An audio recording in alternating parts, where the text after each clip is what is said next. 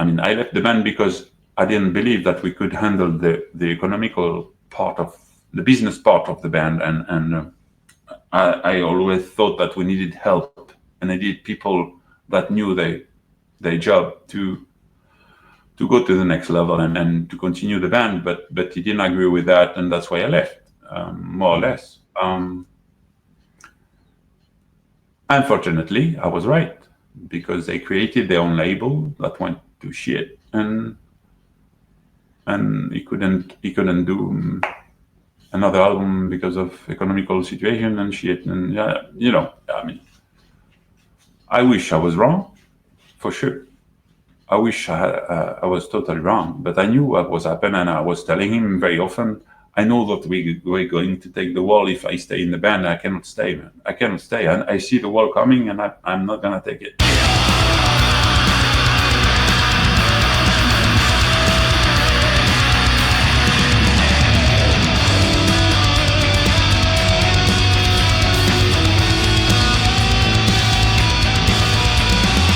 Greetings, Legion, and welcome to episode 289 of Into the Necrosphere. My guest this week is Brice LeClerq, the founder of a band called From Kaos. He was also the bassist for Dissection. Between 2005 and 2006, he performed on the last Dissection record, Reinkaos.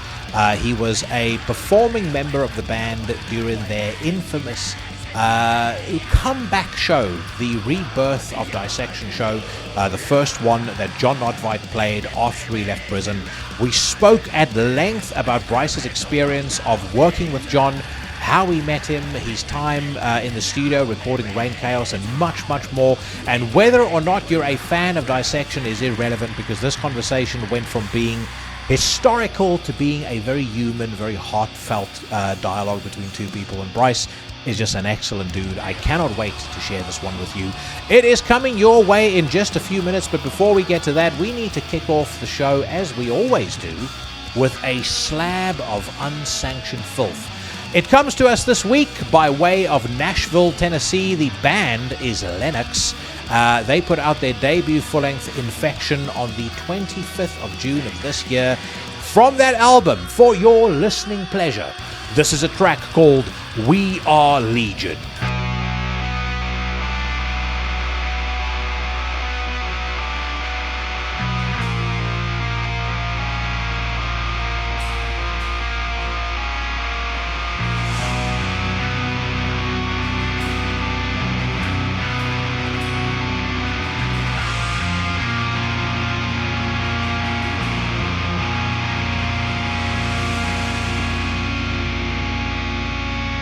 Try to lie.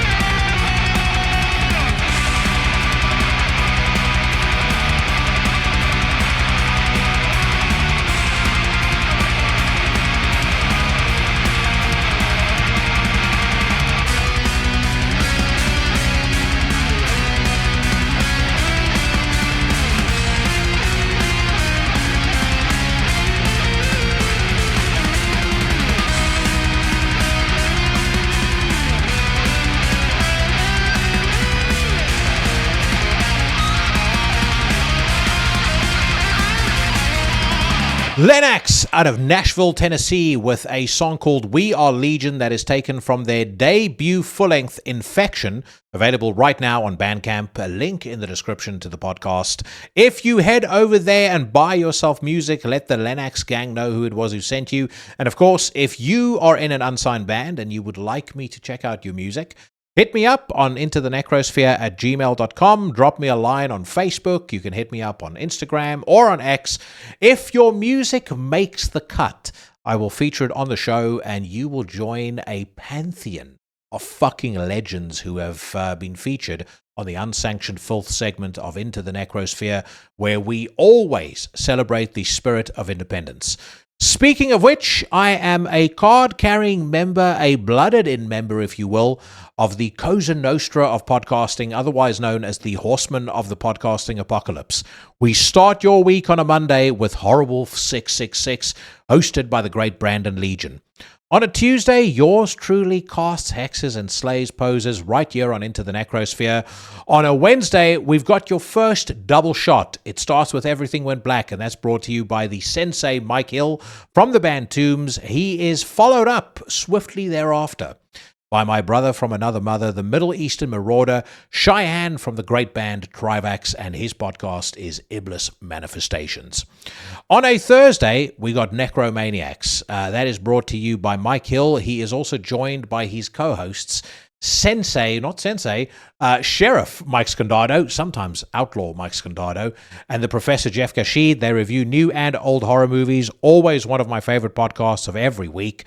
And we also have on a Thursday and again on a Sunday, the Sinister Minister Carl Haikara giving you a curated tour through the dark, the weird, the arcane, and the esoteric with his podcast, Soul Knox. Friends, when I'm done talking to Brice, don't go anywhere because the weekly news rant awaits. We are listening this week to brand new tracks by Despised Icon, Testament, Internal Bleeding, and a host of others. There's a punishing swirly of the week for a very deserving piece of trash, but you're going to have to find out who that is later on in the show, because right now, I would like to welcome to Into the Necrosphere for the first time, definitely not the last time, Brice LeClerq. All right, Brice LeClerq, welcome to Into the Necrosphere. Thank you. And like I was saying to you before we got started, I mean, I know we've been meaning to do this for quite some time now. True.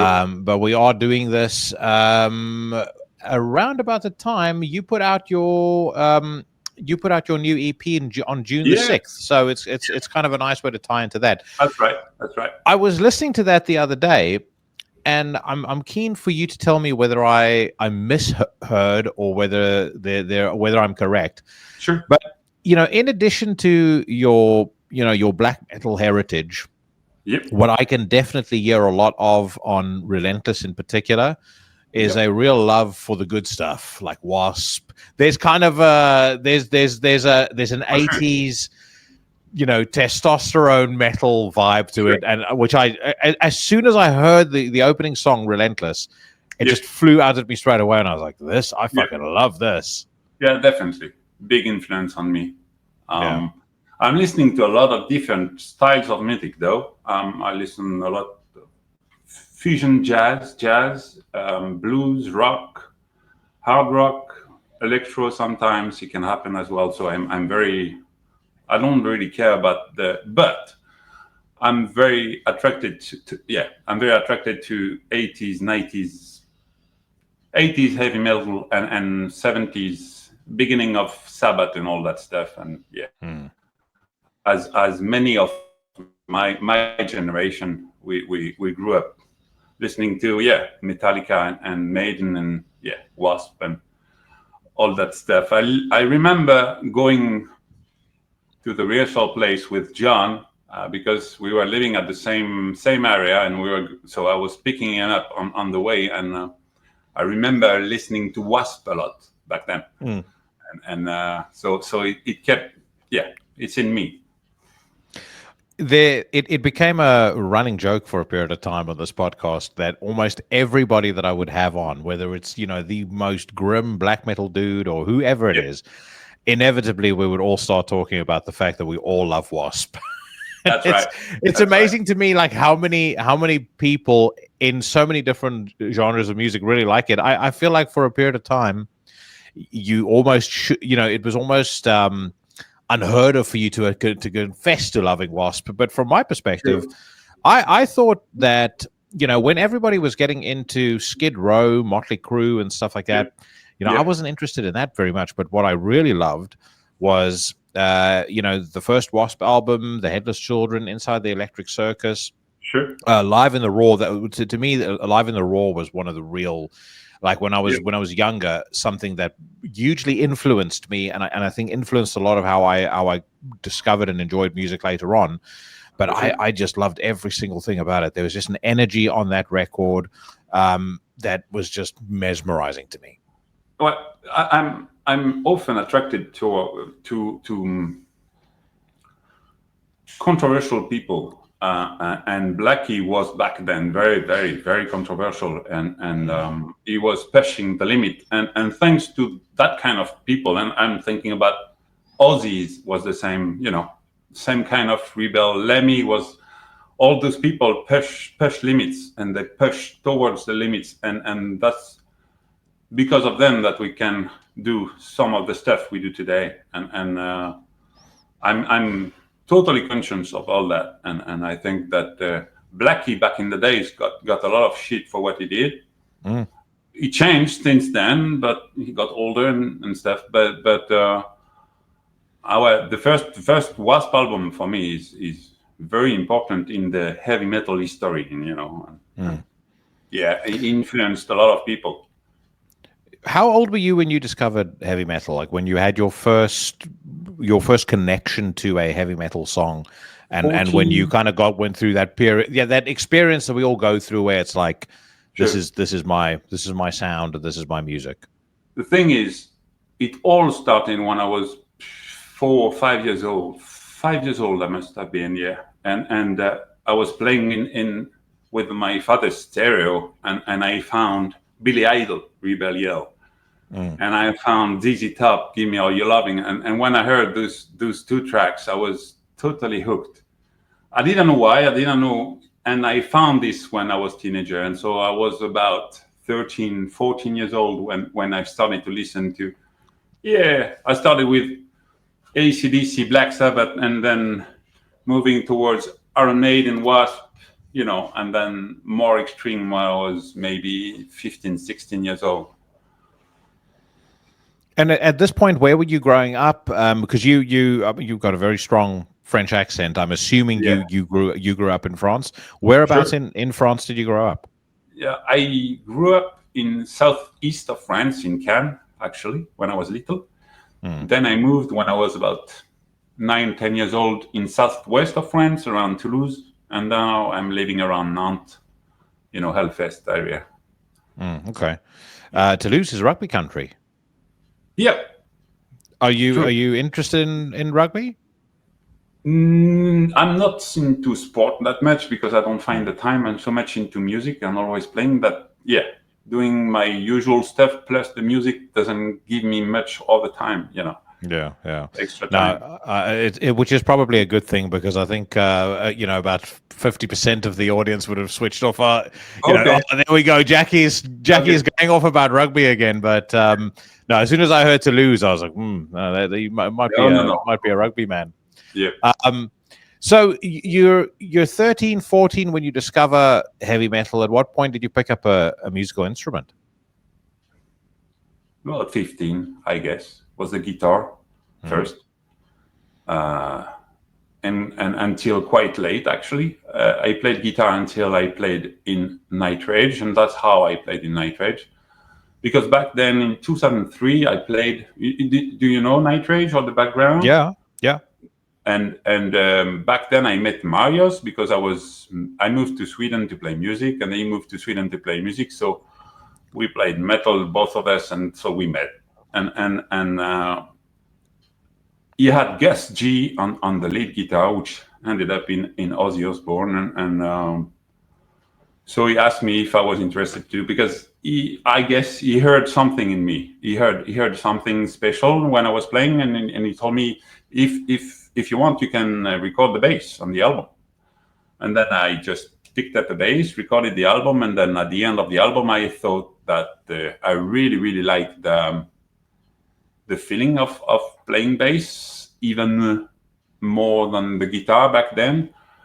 So I decided to switch to bass full time, and I sold all my guitar stuff, guitar gear, and then I bought 2 basses.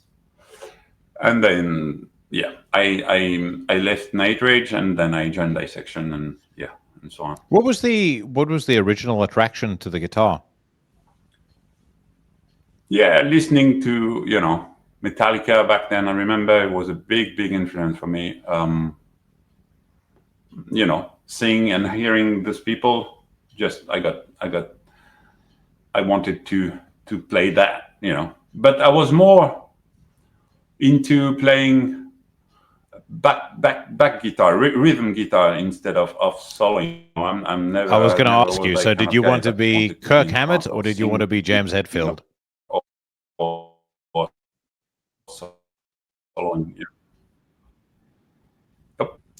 I think we ran into a technical hitch there.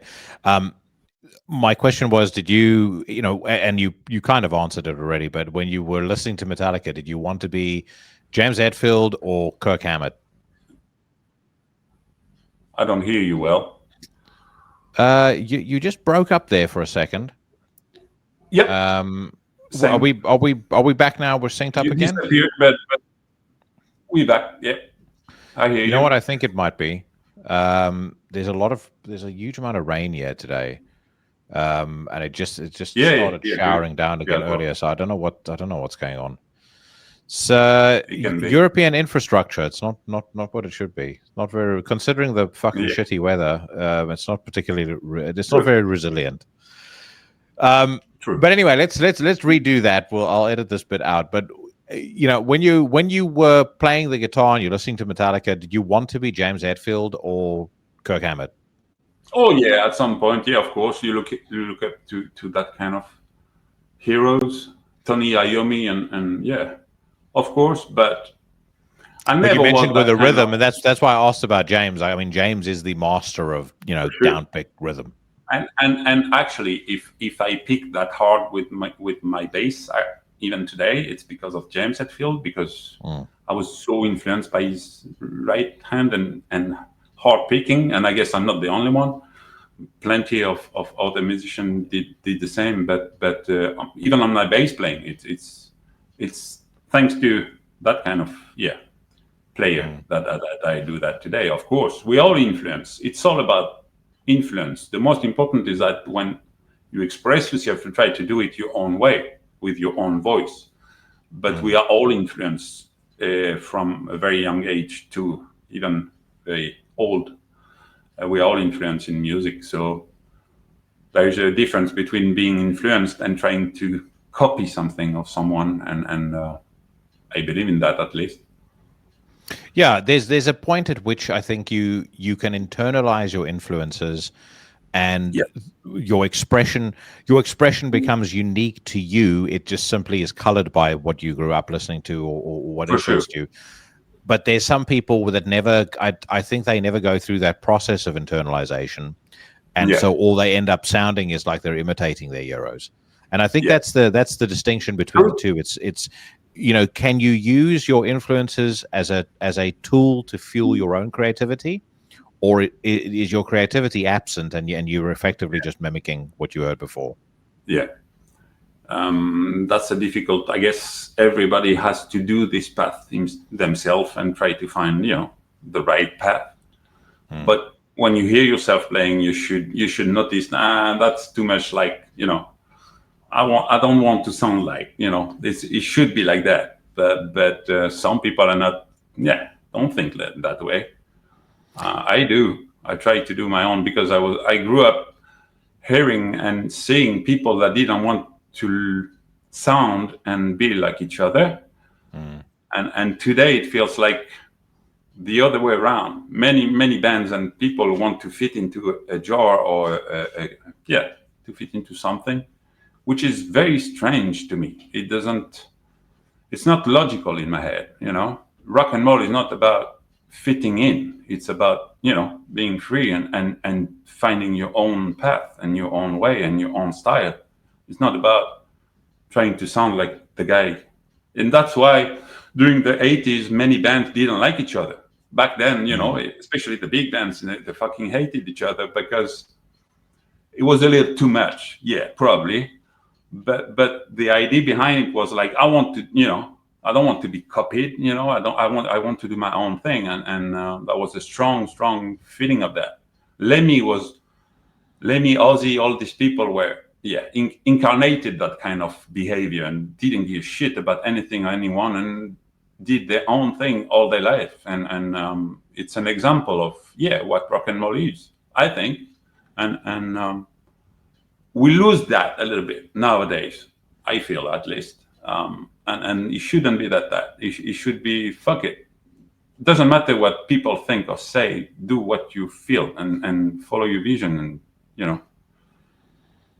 I often wonder whether or not that is down to the fact that my personal view of modern society has become a lot more conformist than it used to be. For sure.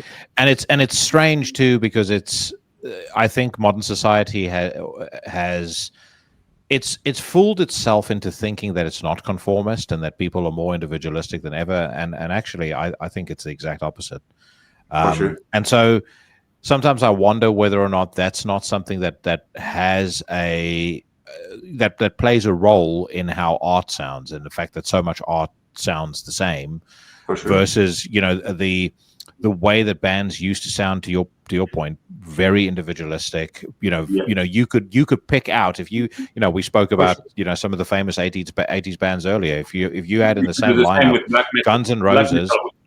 Yeah, exactly. Well, about to say, if you go to Sweden, you travel to Sweden in the early 90s, and you listened to Marduk, and you listened to Dissection, and you listened to a bunch of other bands, you would be able to pick all of them out very specifically, like that's that band, that's that band, that's bad. And nowadays, that's much harder to do. Yeah, it is. I understand, but at the same time, it doesn't mean that you have to try to fit in, because there is always a way. I think music is so vast and so big, and you can do so many things that there is no end. I don't believe in funny thing. Thrash metal is kind of going down. I mean, that's what people say. And then you have bands like Corona or Dissection coming back with very strong stuff, man. And I mean, more than ever.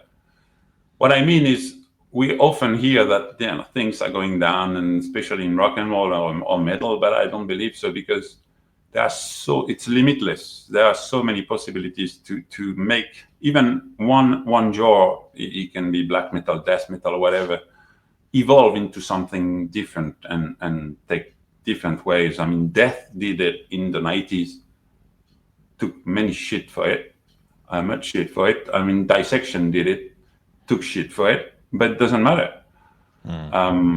Follow your thing, do your own thing. And Jon told me, I remember these words, he told me, you shouldn't care about what people think or say when you put out an album or music. Because when I put out Summerlane, I got shit for it. When I put out Storm, I got shit for it. Two years later, everybody loved it, but it doesn't matter. Just do your own thing and follow your vision. And that's what I'm trying to do today. I do that very much so. And I think it's a very good advice. And I think many people should follow that instead of trying to fit into. Even if it's black metal, fuck it. The most black metal bands from back in the days don't want to fit into black metal anymore. And there is a reason to that. They don't want to fit in. They don't want to be part of. They want to have their own thing, And that's normal. That's a logical approach to me, at least as an artist or a composer or whatever. It's the approach you should have. It's like, do your own thing, follow your vision. Well, there's definitely an irony in that, from my perspective, one of the most black metal, certainly songs, if not albums of all time, is Philosophem by Burzum. Yeah. And that was created as an anti-black metal album. He openly said he created it as a rebellion against the scene. Yeah. And whenever if I think of Norwegian black metal, the first thing that pops into my head, if it's not Freezing Moon, it's the opening to Dunkelheit. Like, when those keyboards kick in, the atmosphere, the mood, everything to me it just captures everything that I love about Norwegian black metal. I feel like we've skipped over a bit, though, because you mentioned that you moved to Sweden from France to go and play music. I moved from France when I was 19 years old. I moved to USA and lived there for about 2 years. And then from there, I decided to play music, but as high as I could. What was the attraction to Sweden?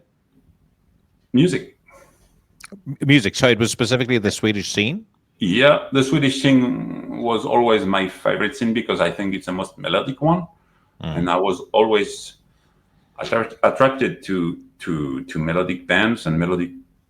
Yeah, I ended up in Dissection, which is pretty much the. And I told Jon, I remember when I was auditioning, I told him, I couldn't think about any better band to end up in than Dissection, honestly. And I was totally honest.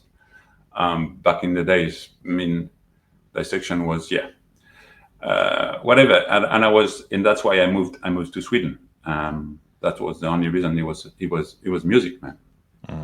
So how did you end up playing in Night Rage? Because you mentioned Gus G earlier, but Night Rage was a real if you look at the list of people that were in that band, it almost seems like in some ways like a school for training extreme metal musicians. I think Thomas Lindberg is a great example of somebody that was in that band. I was with him. There are a lot of really heavy hitters that played with Night Rage at some point. True. So how did you end up with them?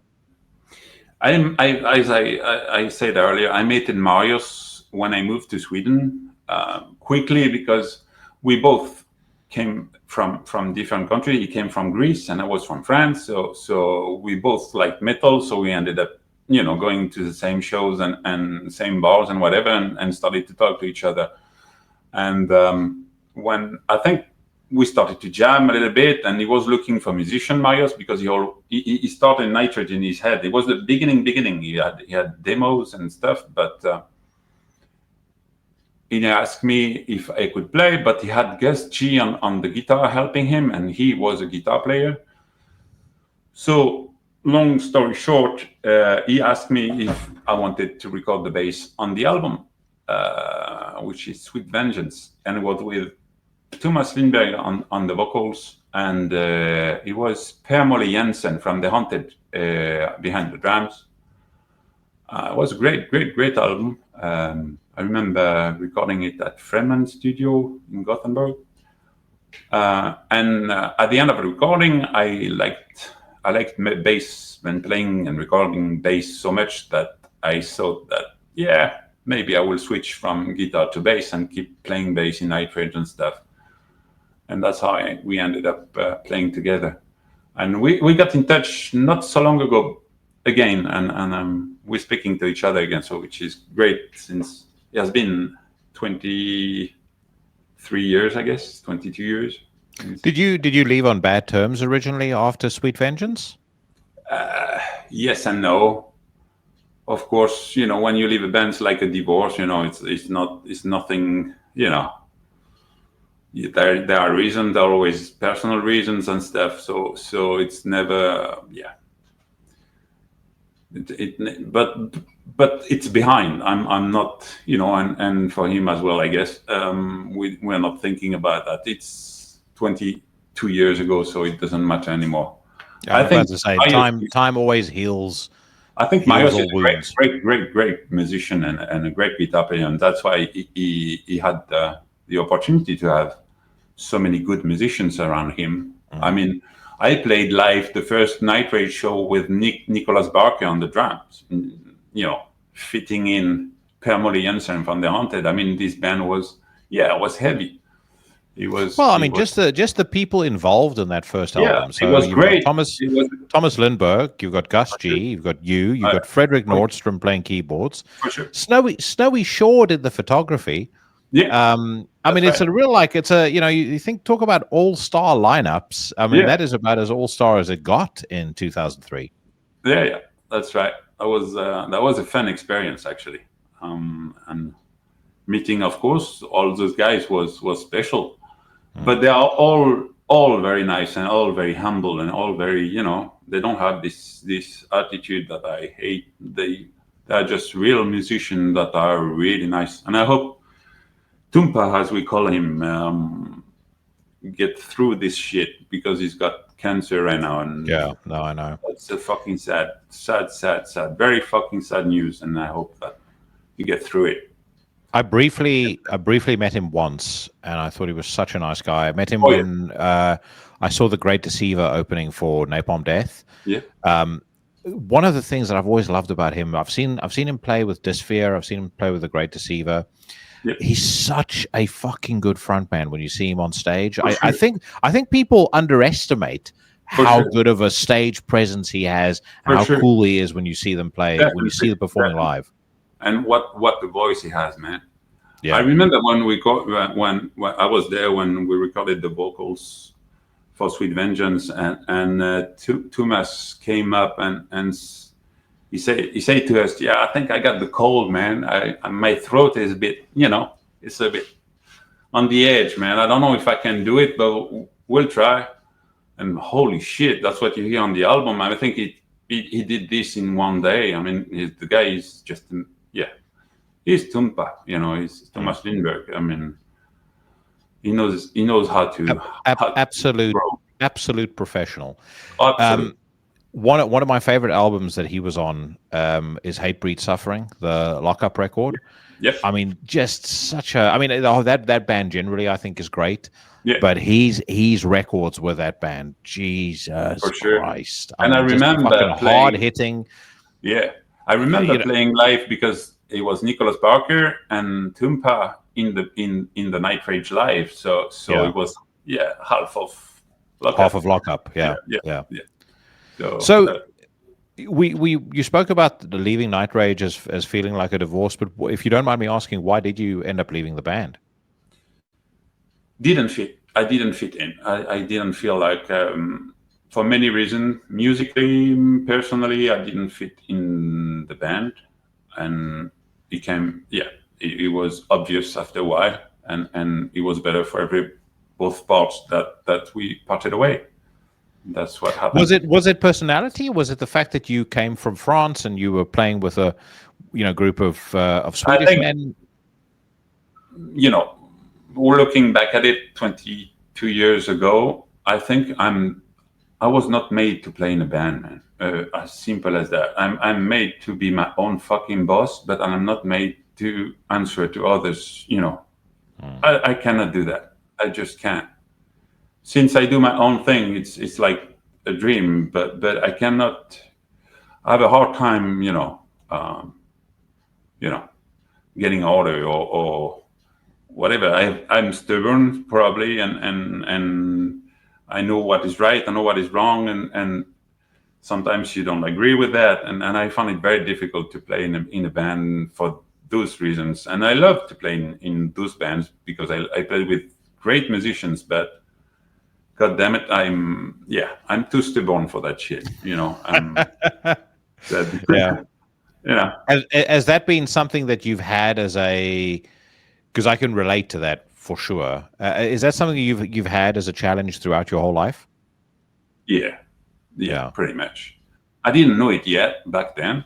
I know it now, and that's why I wouldn't join, because I was asked to join many other bands. I'm not gonna name drop any, but I was asked to join many bands, and I always say no because I know that it's gonna end up a bad path.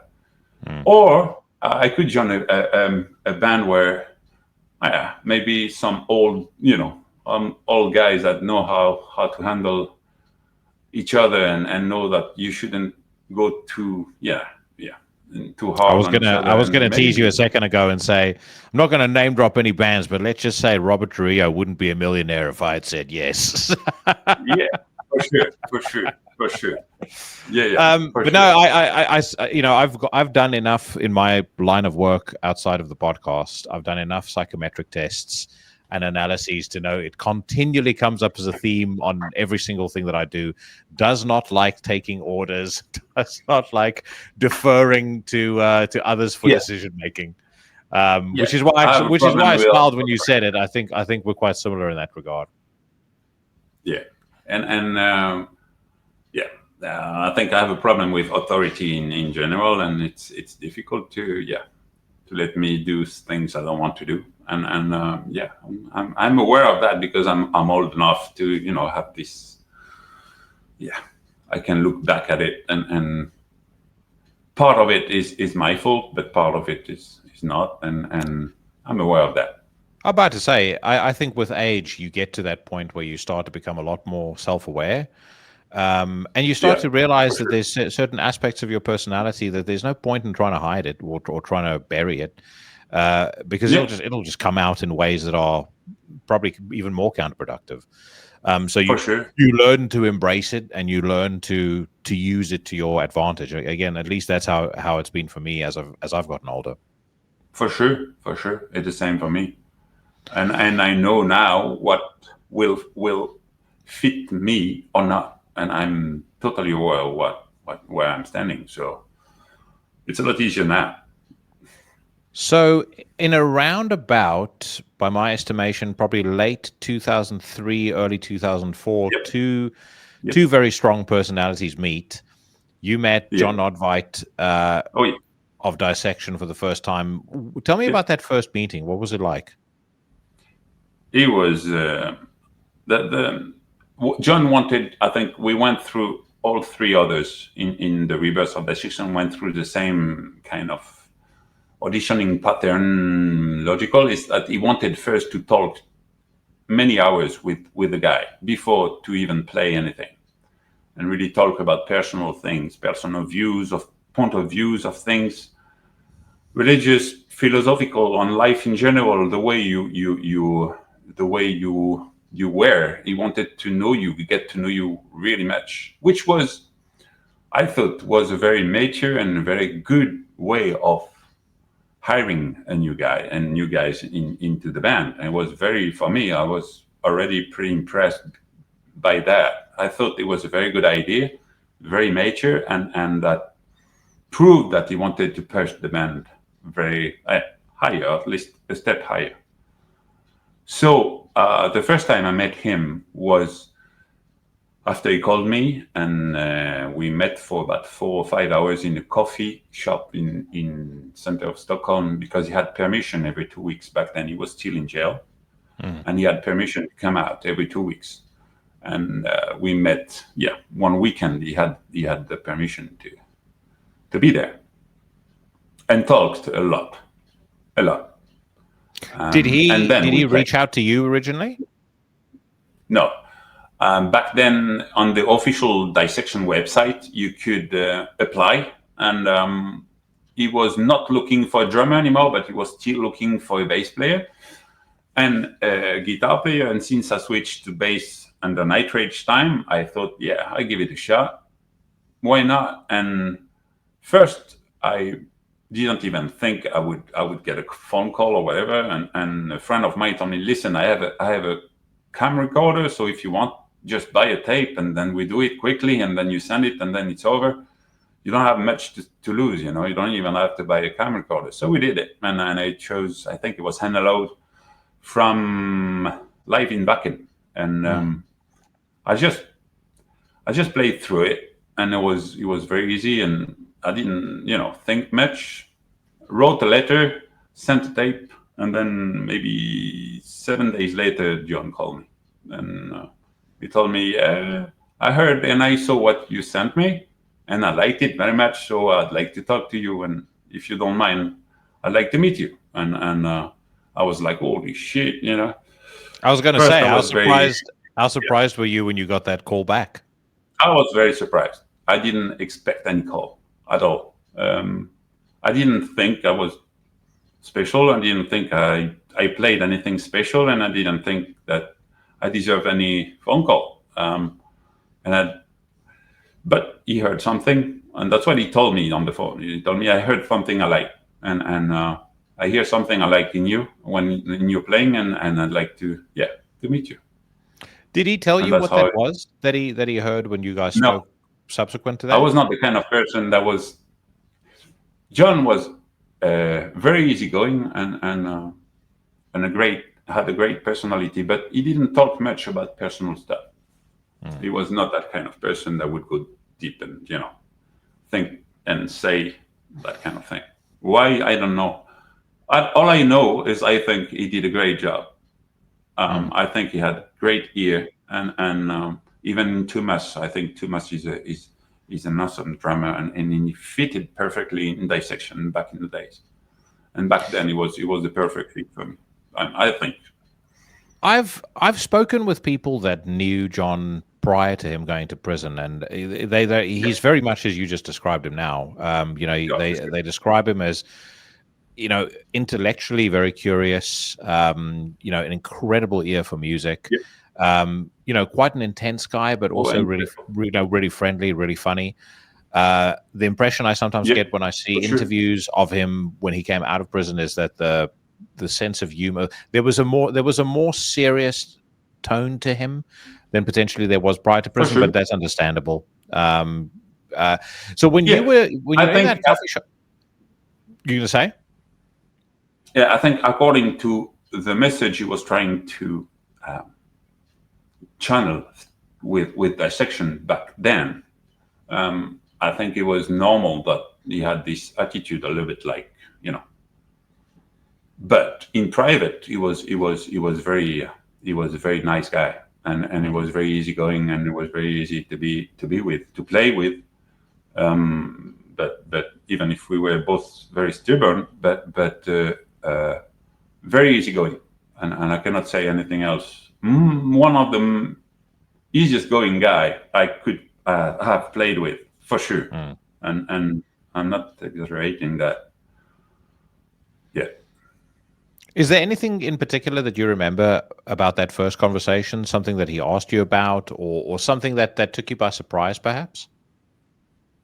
No, he didn't like to take you by surprise. Jon was not that kind of people that would, you would feel he would push you in the hole or whatever.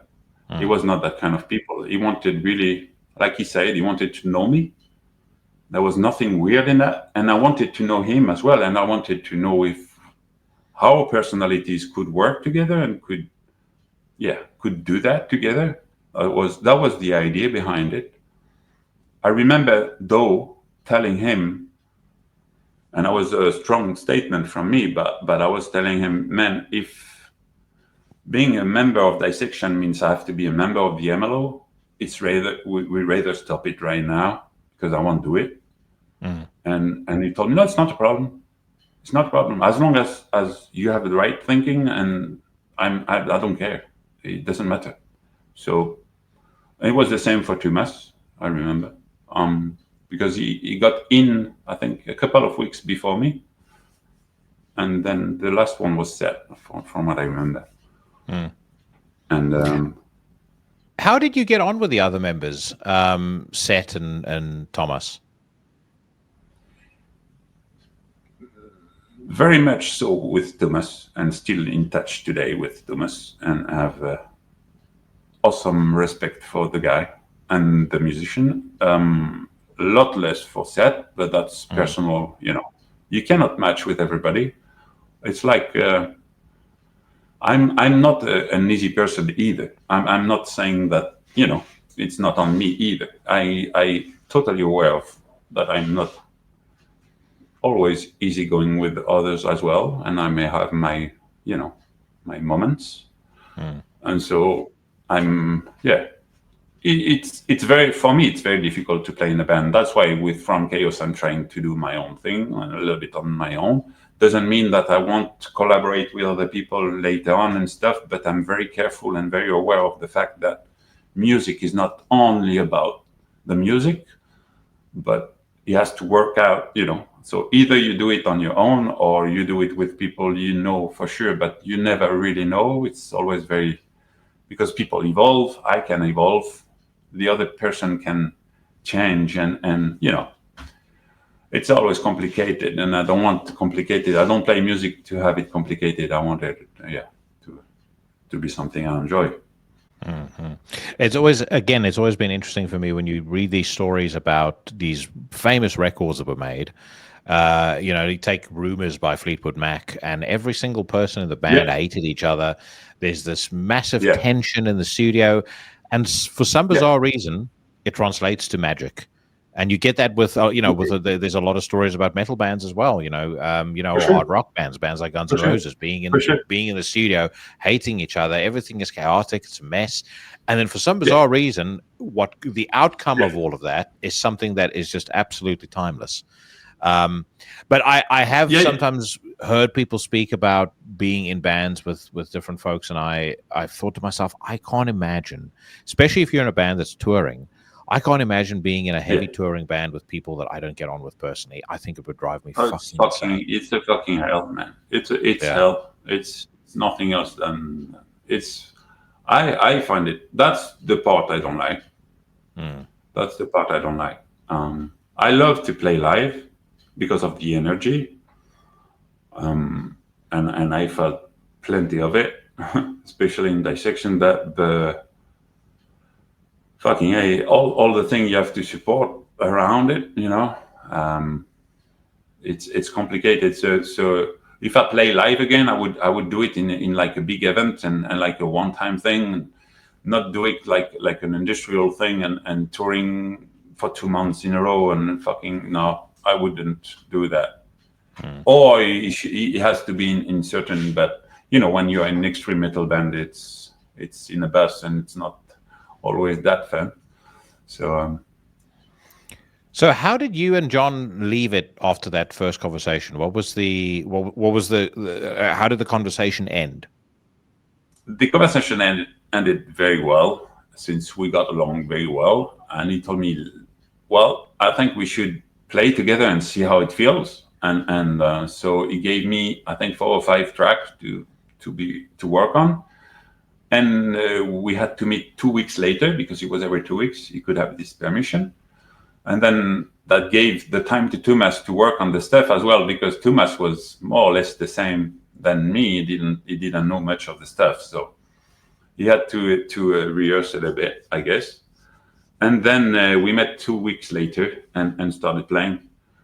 But I have to say that Jon was always the kind of person that wouldn't put pressure on you, and he would make you calm down and take your time, and it was not the kind of people that would consciously try to push you or put pressure on you so that you would fuck it up or whatever. There was not that kind of guy.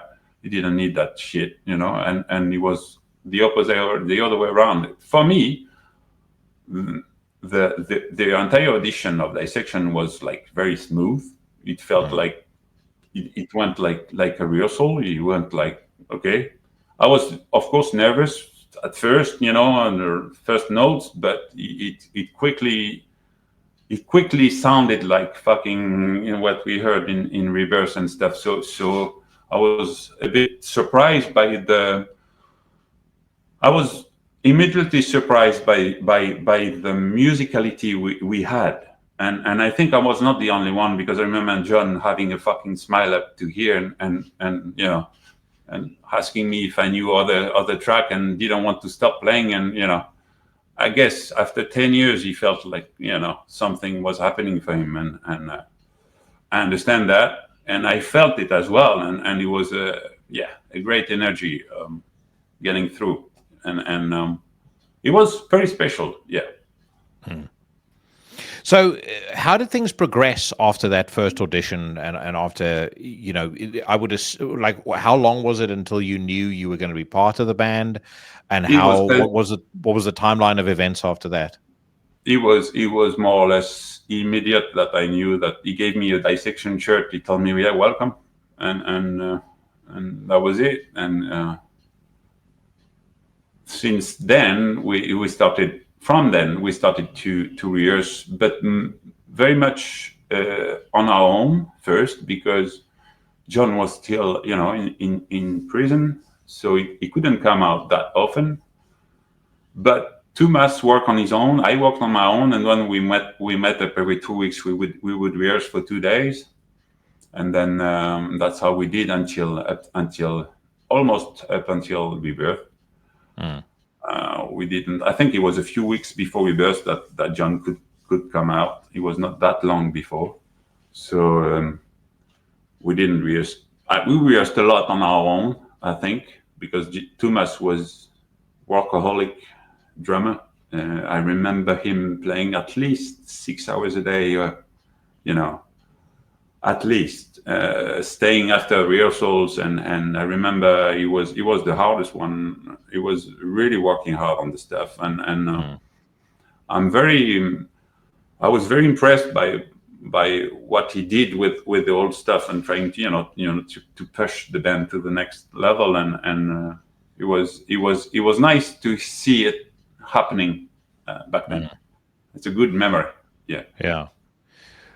As you got to know him, what sort of a impact do you think prison had on Jon from a mental health perspective, just on his state of mind generally?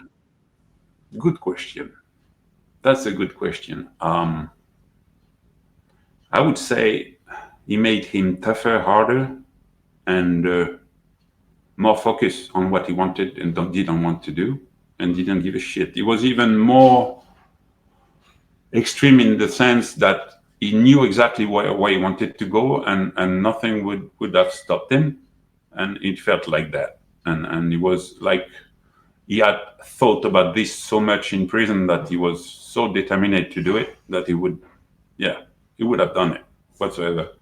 That was the feeling I had. He was very determined. He told me when we were in private sometimes that he had this vision of Reinkaos, and he had to follow it, and he had to go through it, and that's what he did. Yeah, we'll get to Reinkaos in a sec, because I did listen to your conversation with my friend Cheyenne. I will say Reinkaos. I don't know whether it's a case of I had completely different expectations to what I ultimately ended up hearing, or what it was, but for whatever reason, that record just never clicked for me.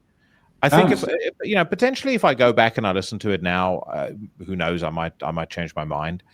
I was a big fan of the Somberlane. I was a huge fan of Storm of the Light's Bane. And when they first came out, and he was talking about, Reinkaos being the most evil thing that they've ever done, I think in my mind I was expecting something approaching Ad Majorem Satanas Gloriam, but with a Dissection twist. And what we ended up getting was an album that sounded very, very different.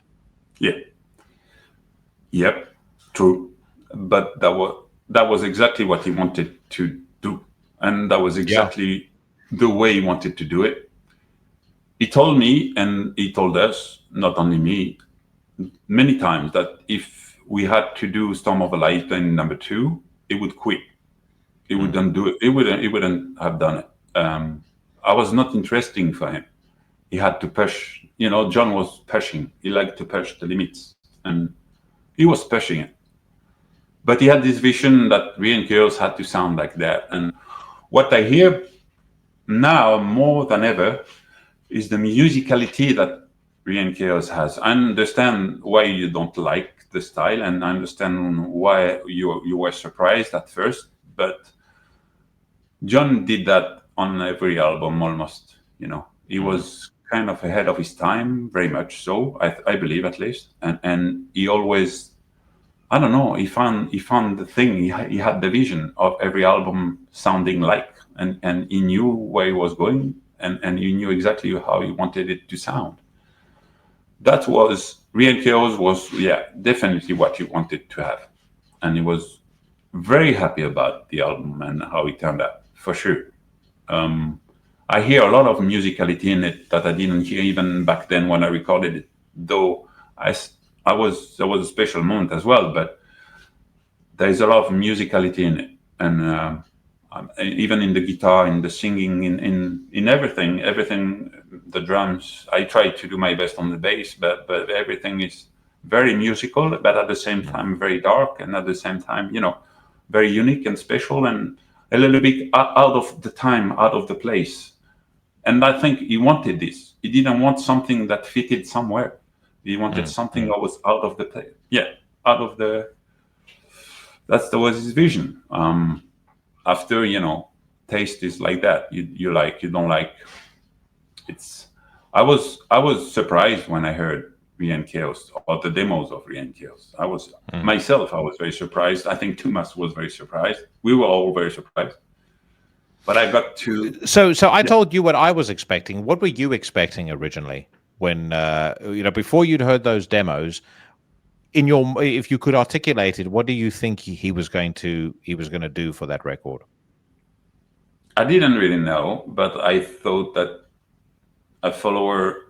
I maybe follow more what he did on Storm, but I appreciated quite immediately the fact that he didn't want to do the same album, and I kind of respected that very much so, because he was very.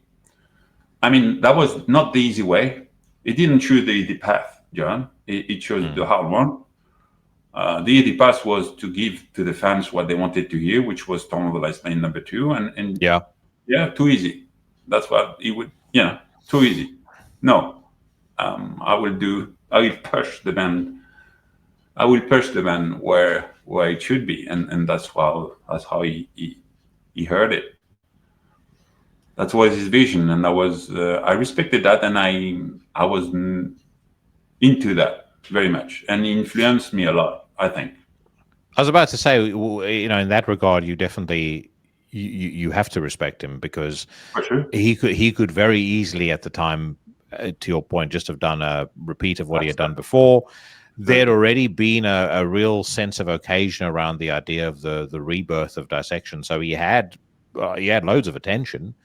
And had he gone the easy way, I think he would have gotten an even bigger response, I suspect. Because I remember when Reinkaos came out, a lot of people didn't know what to make of it, and it did receive very mixed feedback at first.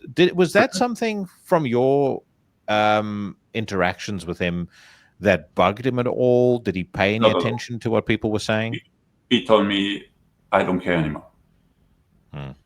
I don't listen. I don't read. I don't care. I do what I feel." Because he got so much shit for Somberlane and Storm. When they came out, nobody liked it, at least in the press. The fans liked it, and liked it pretty much immediately. But the press didn't like it at first. He was new. He was special. He was original. He was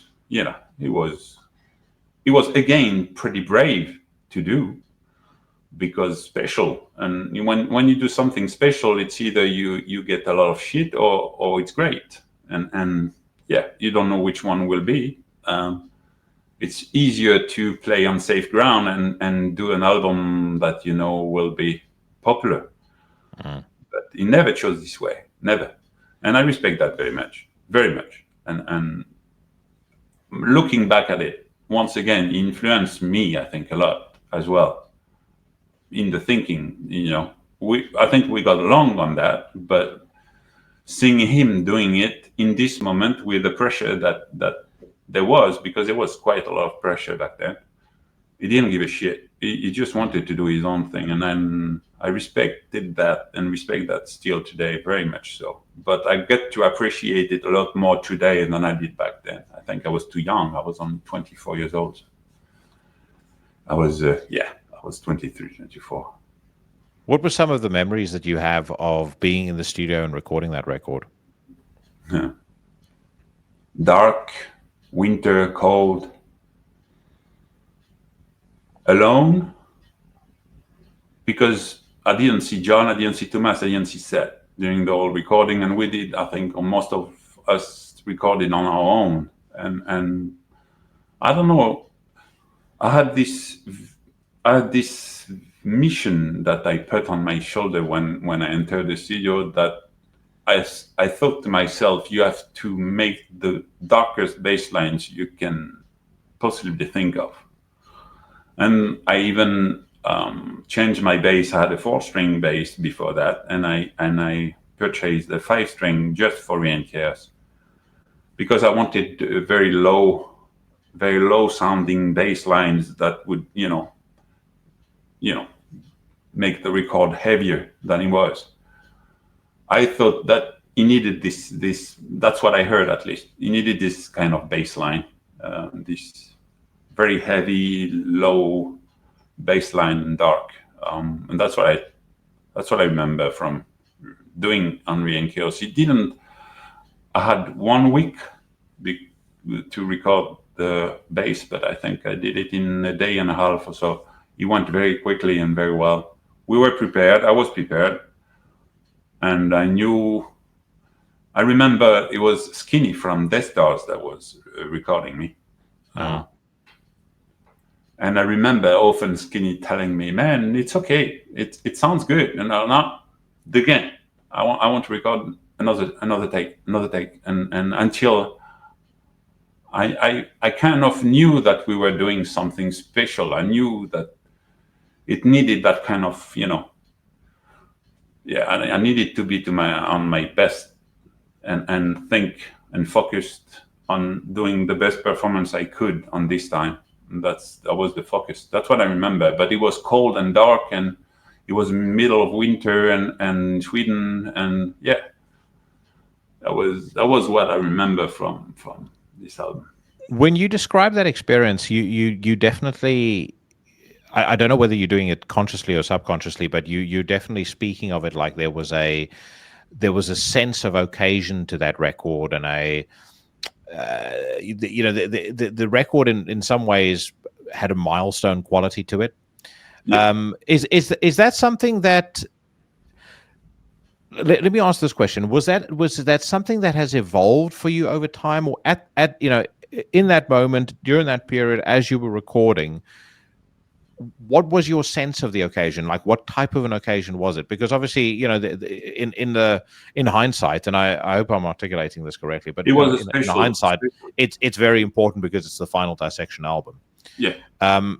At the time, did you sense something about it that was, of importance that you potentially couldn't put your head around? I'm kind of wondering what your intuition was, just based on the way you describe that experience. Like, what was your intuition going into the recording of the record about the significance of the album? I had the feeling that it was an important album for the band and for Jon, and I had the responsibility to do my best as a bass player to make my best performance right on the moment, on the spot. I prepared for that many months before, and we rehearsed, and I rehearsed, and at the same time there was a, in music sometimes it's very spiritual, and there are some moments you don't understand everything, and you don't understand why things are going this way and why you're writing music this way or playing this way, but it happens, and sometimes you don't even you're surprised that it's you that is playing, and it's that kind of thing. But that's the feeling I have sometimes on what I did, and that's when I do my best, I guess. It's when I try to think the right way, and it's not thinking. It's actually you shouldn't think. You should channel it. And let it flow. Flow state is what they call that. Yeah, that's right. Yeah.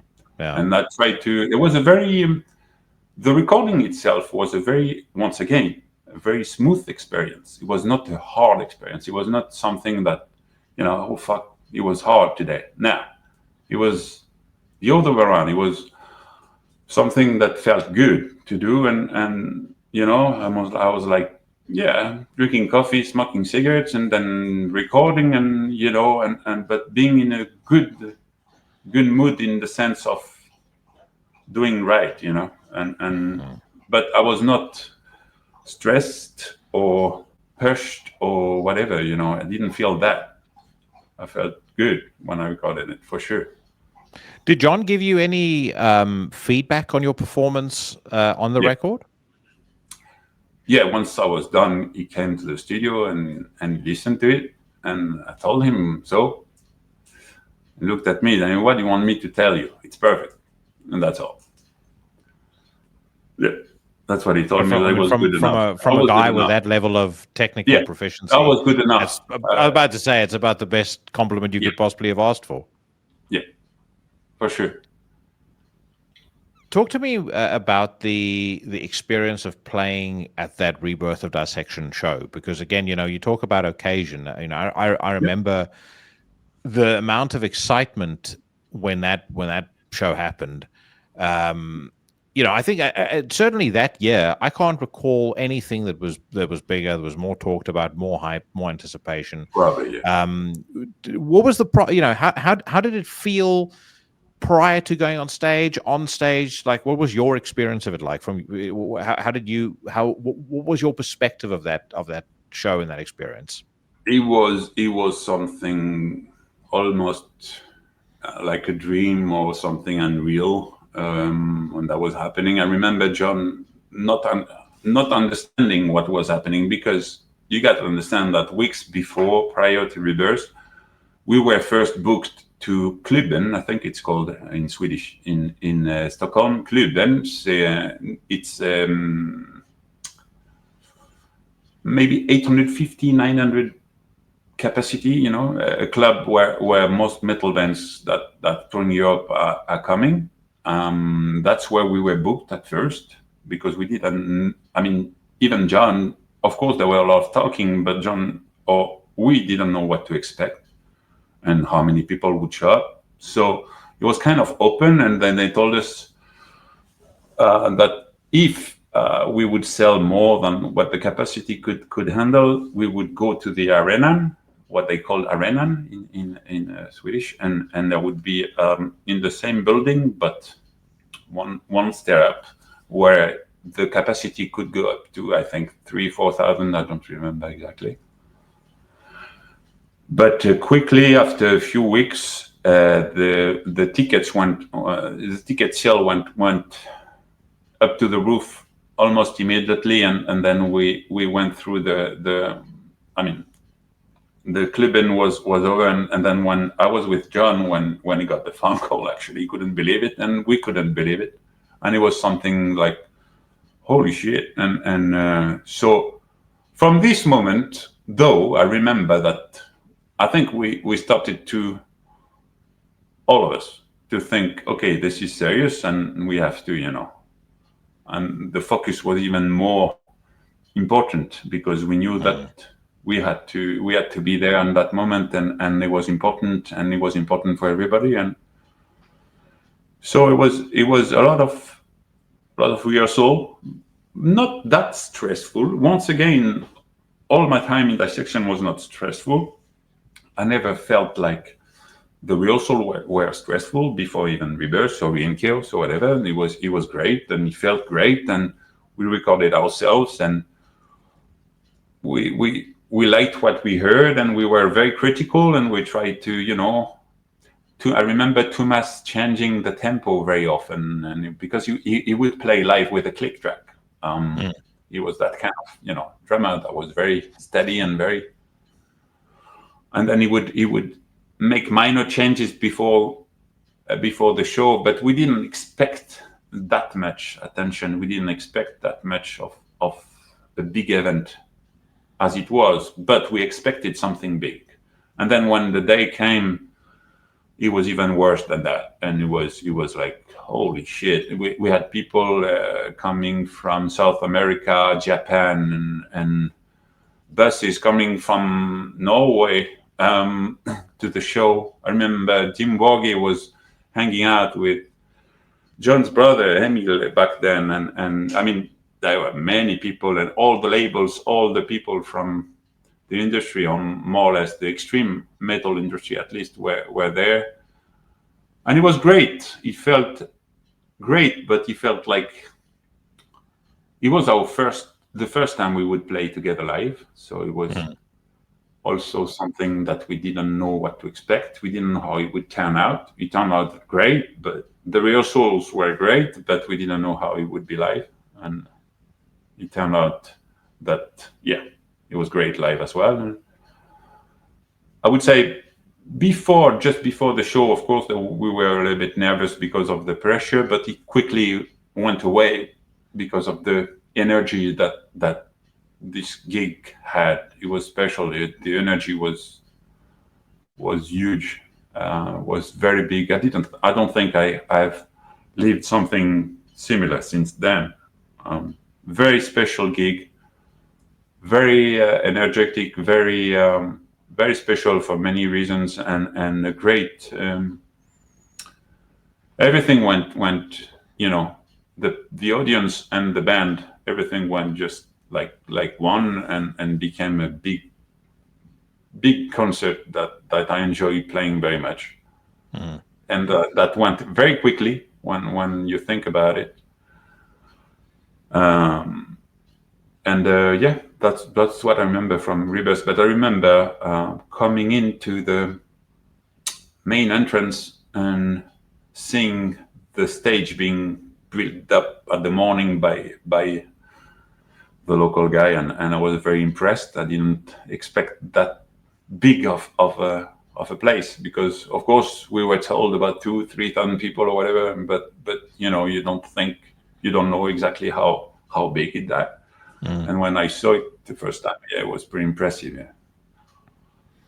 How did he feel about that show? Because that was his first time performing live in 7 years. Yeah. Can you remember anything about what he said when he came off stage? No, he wouldn't tell us so much of that, but you knew quickly if Jon was happy or not. You could see it on his face. He couldn't hide, what he thought. Jon, he was not that kind of person. So you could quickly see if he was happy or not happy about the gig, and he loved it. I think he didn't expect to sound that good, and he was very, very enthusiastic about the future of the band, and he was very enthusiastic about Dissection again, and I think he must have felt like rebirth, reborn. Because knowing Jon, and I think all the people that have known Jon during the time of Dissection, they all know that Dissection was his baby and was his life, and that was important for him. That was very important for him. You left Dissection in 2005, and then the band went on to play about 11 more shows. Reinkaos came out in April, and in August, obviously everything changed. Just again, based on what you just said there about how he felt coming off stage, were you surprised to learn the news of Jon taking his life? No, for the same reason that I was telling you. For him, Dissection was his life. When I heard that he would stop Dissection, I thought myself, man, I don't see Jon not doing Dissection. I just don't picture it. And it didn't take that long since the news came out, and I was not that surprised. But at the same time, I was, because he never talked about this when I was in the band, at least. He had plan of doing the next album, and this he talked about very much so. I remember him saying that he wanted a collective effort, and he didn't want a one-man effort anymore, and he wanted to compose the album all together in the rehearsal place, and try to build the thing all together. That's what he wanted, because he was tired of doing everything when it comes to the composition. And then I left the band, so I don't really know. I left the band because I didn't believe that we could handle the economical part of the business part of the band, and I always thought that we needed help, and I needed people that knew their job to go to the next level and to continue the band. But he didn't agree with that, and that's why I left, more or less. Unfortunately, I was right, because they created their own label that went to shit, and and he couldn't do another album because of economical situation and shit. And yeah, I mean, I wish I was wrong, for sure. I wish I was totally wrong, but I knew what was happening, and I was telling him very often, I know that we're going to take the wall if I stay in the band. I cannot stay, man. I cannot stay. And I see the wall coming, and I'm not going to take it. And that's what happened. That's why I jumped. It was a tough choice. It took me 3 years, before I picked up my bass again. And it was a very, very difficult choice. It's not the choice that I didn't think of, and I didn't, it was not the easy way either. The easy way was to shut the fuck up and stay in the band. When you don't agree with things, you have to be honest with yourself and honest with the other guy, and tell him, okay, I don't agree with that, and I'm going away. And I still stand for that today. But I wish I was wrong, for sure, for the band and for music in general. Do you think if the business end of things had worked out, do you think that the path that Jon walked and the path that Dissection went would have been different? Maybe.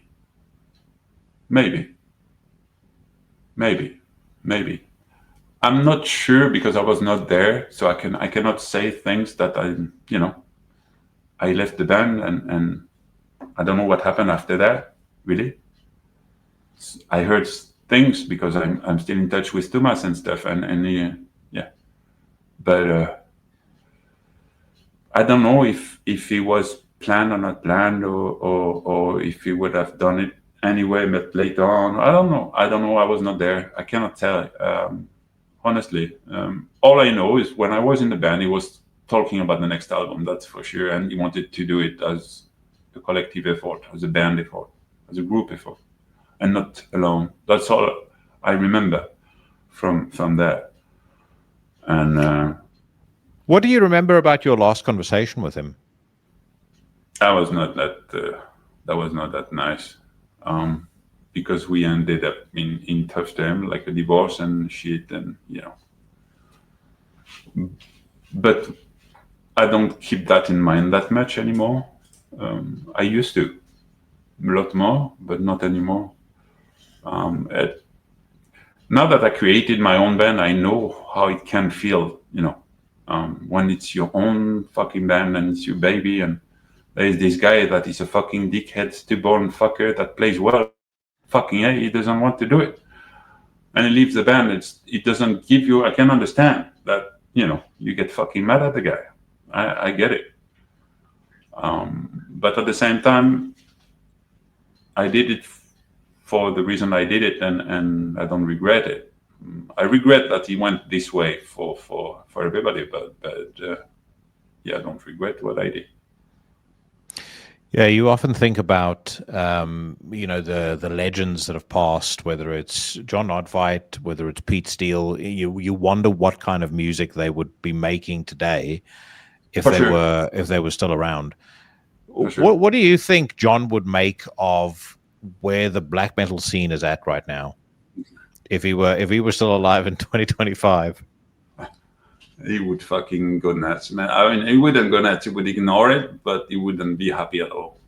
He was not happy at all back in 2005, man. He didn't want to be part of that. He told me many times, I don't want to be part of that. I don't want to. It's not that. I don't want to be part of that.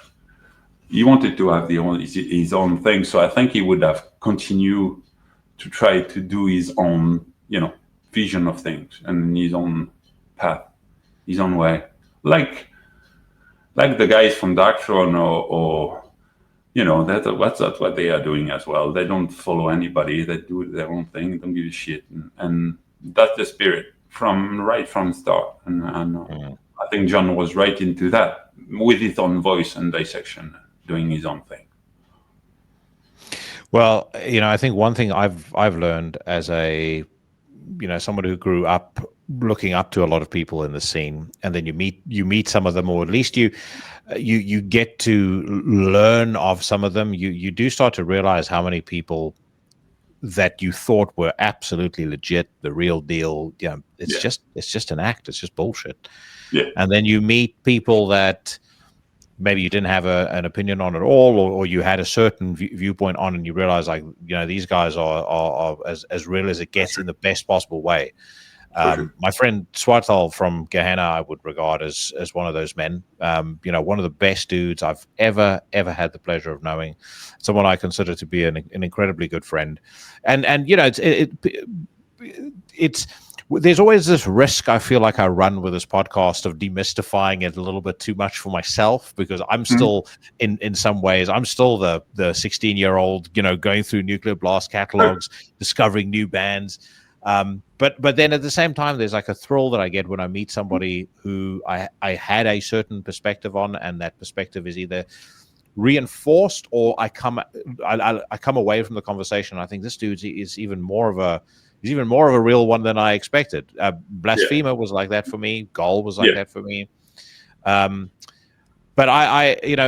it's incredible for me hearing you talk about this, and I really appreciate your candor about it too, because I could tell that some of it was quite tough for you to recall.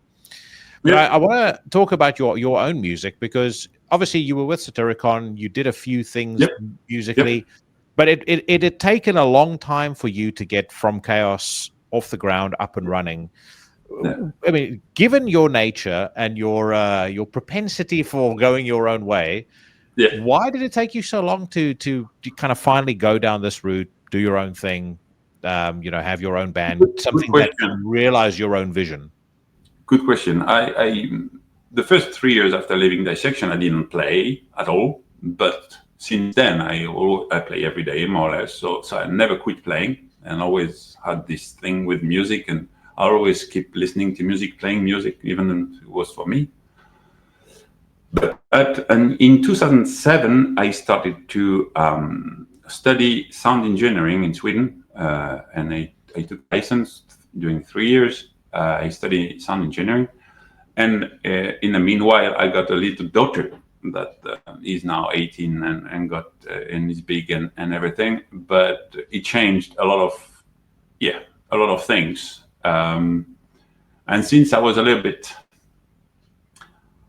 not traumatized, but I was aware of the fact that maybe me playing the band was not the best idea ever. I decided to take care of my daughter, work, and then and then came, I think it was 2023, where my daughter was getting now she's 18, so she's living her own life and everything, and this need of expressing myself and composing music just kicked in. But like at the point where I just ordered a guitar, I didn't have any guitars and I didn't have anything, and just ordered a guitar, and I'm gonna try this because it feels like I have to do it, and then I did the first album, more or less. I had to let it out from my system. It felt like that, and it just. Then I did the EP, where I had a little more step back, and now I'm writing the new album, which is a step further, where I'm taking my time, and I found a great drummer, and things are moving, but towards a very musical direction, and very interesting direction, and I'm surprised still that I can play guitar that well and act that way, because I just played bass until 2023. I played guitar because I started my musical path with guitar, and up until I was 21, I think.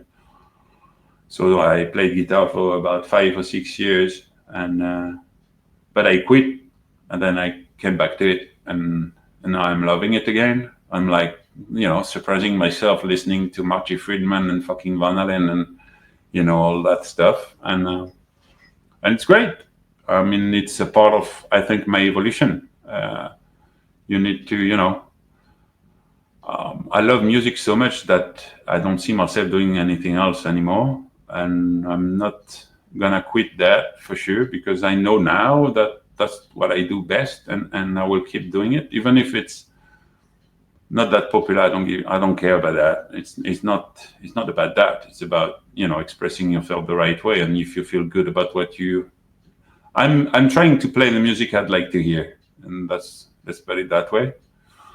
And if it feels like that, I think you're on the good path. Well, to me, it is very obvious when you hear Relentless that you're on the right path. I am very excited about whatever it is that you do in the future, and we will definitely have to do another one of these at some point down the road, my friend. For sure. And we can chop it up about some other bands, and maybe talk a bit about the modern music scene some more. But thank you so much for your time, Brice. I've thoroughly enjoyed this, and once again, I want to say thank you for your candor as well. Very interesting questions. It was great answering them, and it was a great conversation. Thank you again.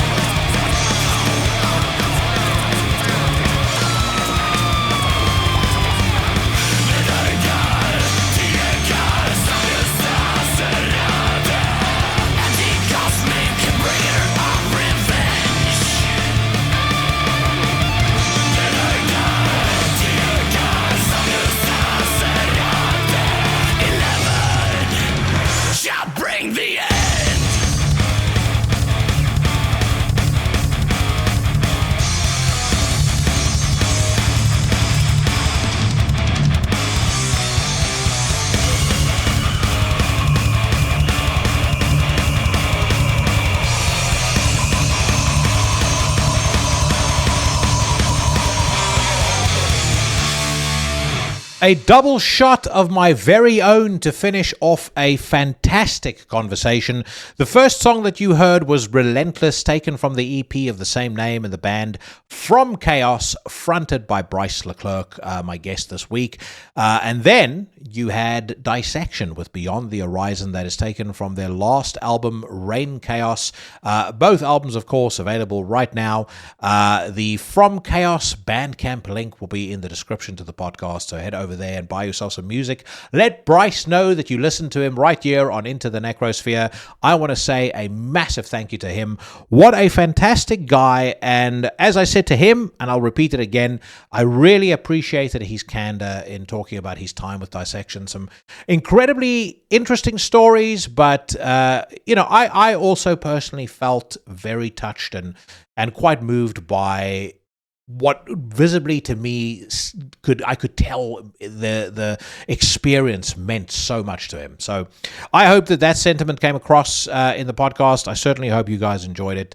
And Brice will be back on the podcast at some point in the future, no doubt. It feels to me like we still have a bunch of stuff to talk about.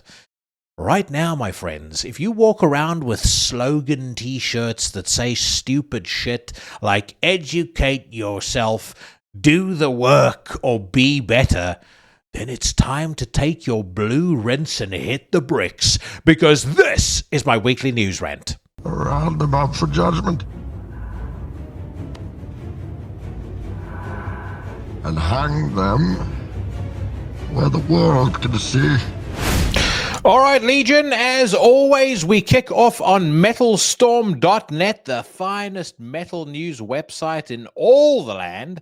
And grabbing my attention first and foremost this week, Despised Icon, Death of an Artist track debuts. I absolutely loved the first single off this new album. It was actually Mike Hill who described it as the perfect soundtrack to rob a convenience store too, which I thought was just an absolutely flawless description of that tune. But it says here, to promote their upcoming studio record Shadow Work due on October the 31st, Despised Icon offer in listening another new track in preview called Death of an Artist. Let's hear what this one sounds like.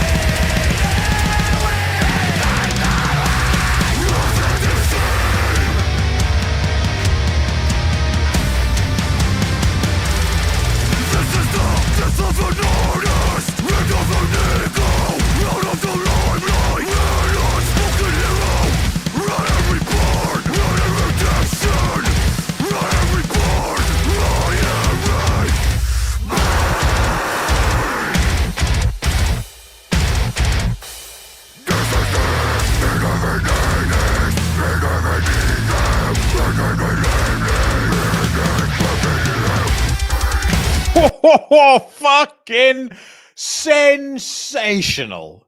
Absolutely fucking just just rips your goddamn throat out from start to finish this song.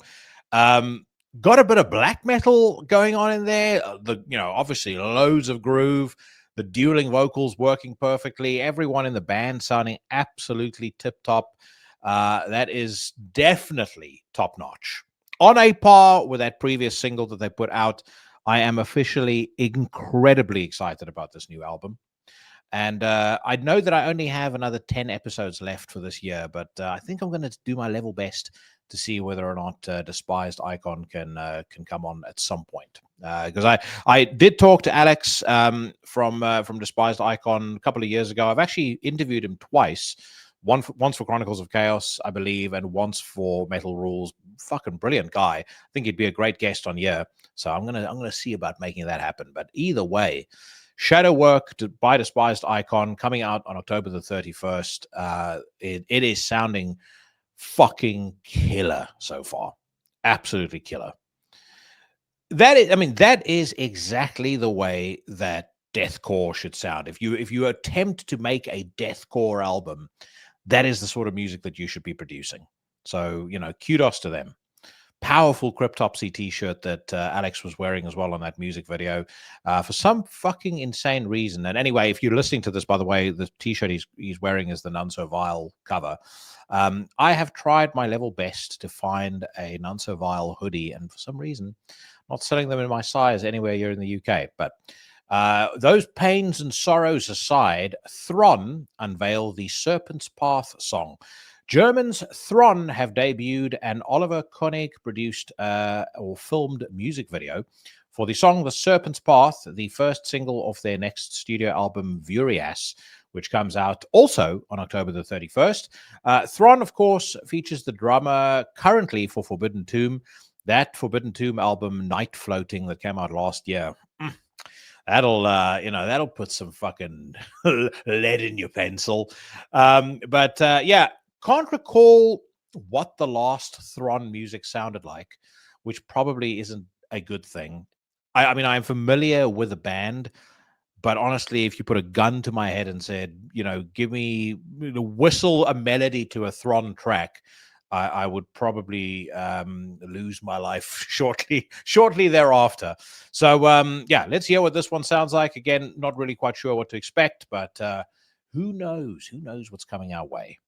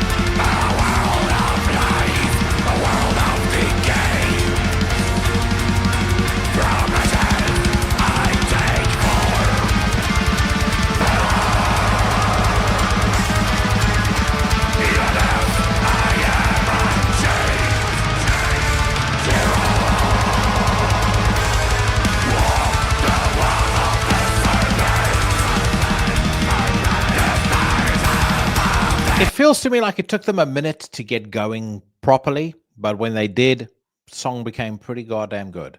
I can do without the 1 minute intro because I felt like that intro wasn't really adding anything to it. It was a bit of a Nancy Boy prog rock type intro that it wasn't doing anything to add to the atmosphere. It also wasn't doing anything to add to the intensity.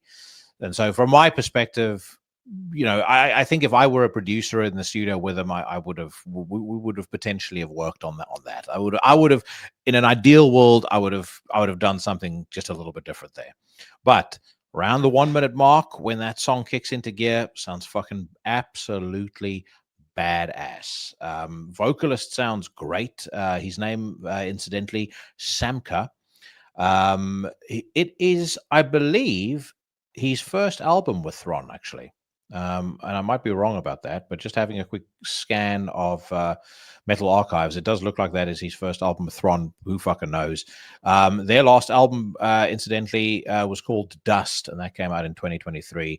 And the drummer, Joshua Kaiser, is also the drummer for Ara. I mentioned Forgotten Tomb. He's with Macabre Idolatry, Porta Negra, Satanic Violence. So an accomplished gentleman, and he does sound absolutely superb on that song. So I'm going to give them a thumbs up. I would say I'll forgive the intro because it could very well be one of those intros that, in the context of the album, works extremely well. Used or isolated as part of a single release like this, you know, maybe sounds a little bit like it's out of place. But like I said, either way, I enjoyed it. Didn't mind the music video either. I would far sooner a music video like that than somebody trying to tell a story. I mean, it's just storytelling in music videos, to me, generally speaking, falls flat ever so easily. And obviously you guys all know my thoughts on the old the old man running around the forest in his underpants trope that was all the rage, particularly during COVID, for some fucking insane reason. So anyway, moving swiftly along, Fauna share a new music piece. Cascadian black metal duo Fauna reveals an excerpt from the epic 23-minute-long song Eternal Return as their third and final advanced single taken from the forthcoming record Ochre and Ash. Release date September the 26th. They say here, journeying everward through this nothingness comprised of all that has ever been and all that will ever be, we see, vocalist, guitarist, and bass player Ektra writes on behalf of the duo, world creates awareness, and awareness creates world, collapsing the very self that knows in its moment of dying. I'm fucking not going to bother reading that dog shit. If you want to pontificate and try and sound clever, you're welcome to do so. I'm not going to be engaging with it. And I'll tell you something right now, looking at this album cover, frankly, even the band's name, Fauna, I'm getting strong agriculture vibes, which is to say, don't know why they're called black metal, because they don't look black metal to me, but let's hear what they sound like.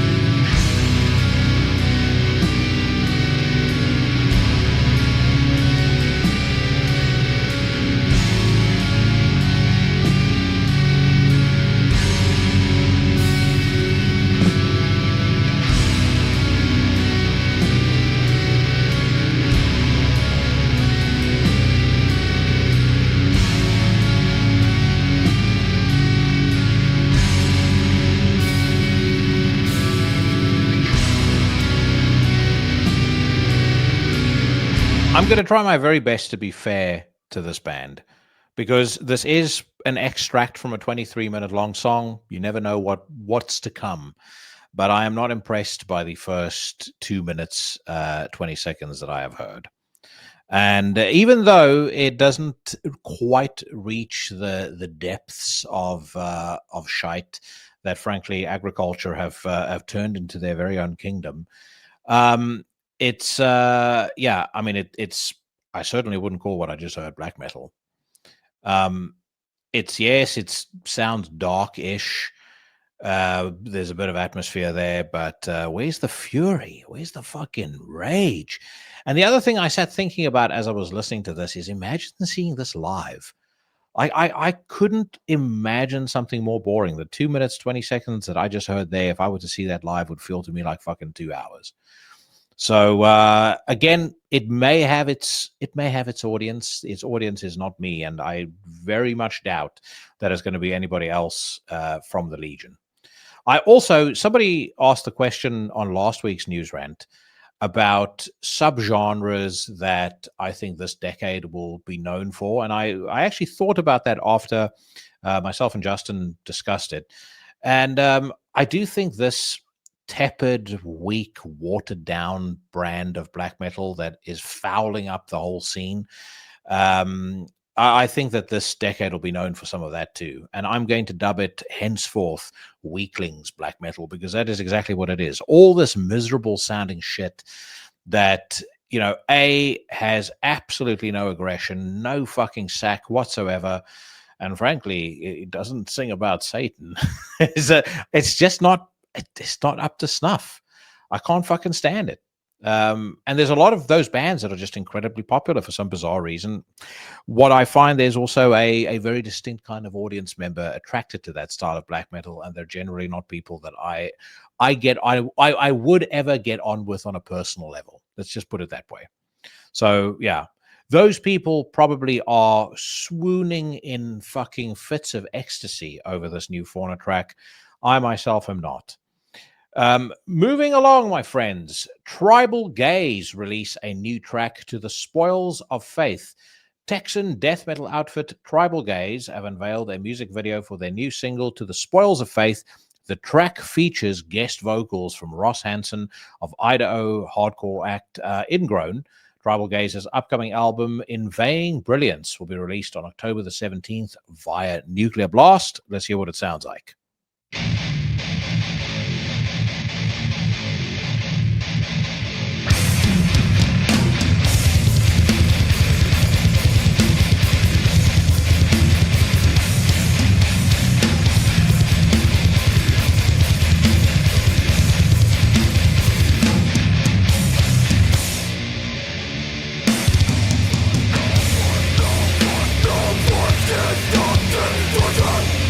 No Reinkaos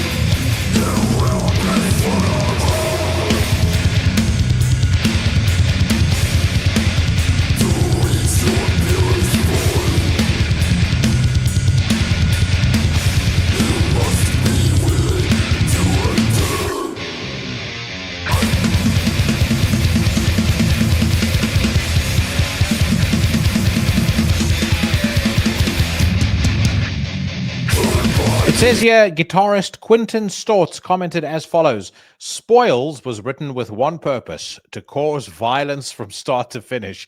No guitar solos, nothing technical, just hammers for 3 minutes. He's goddamn right about that.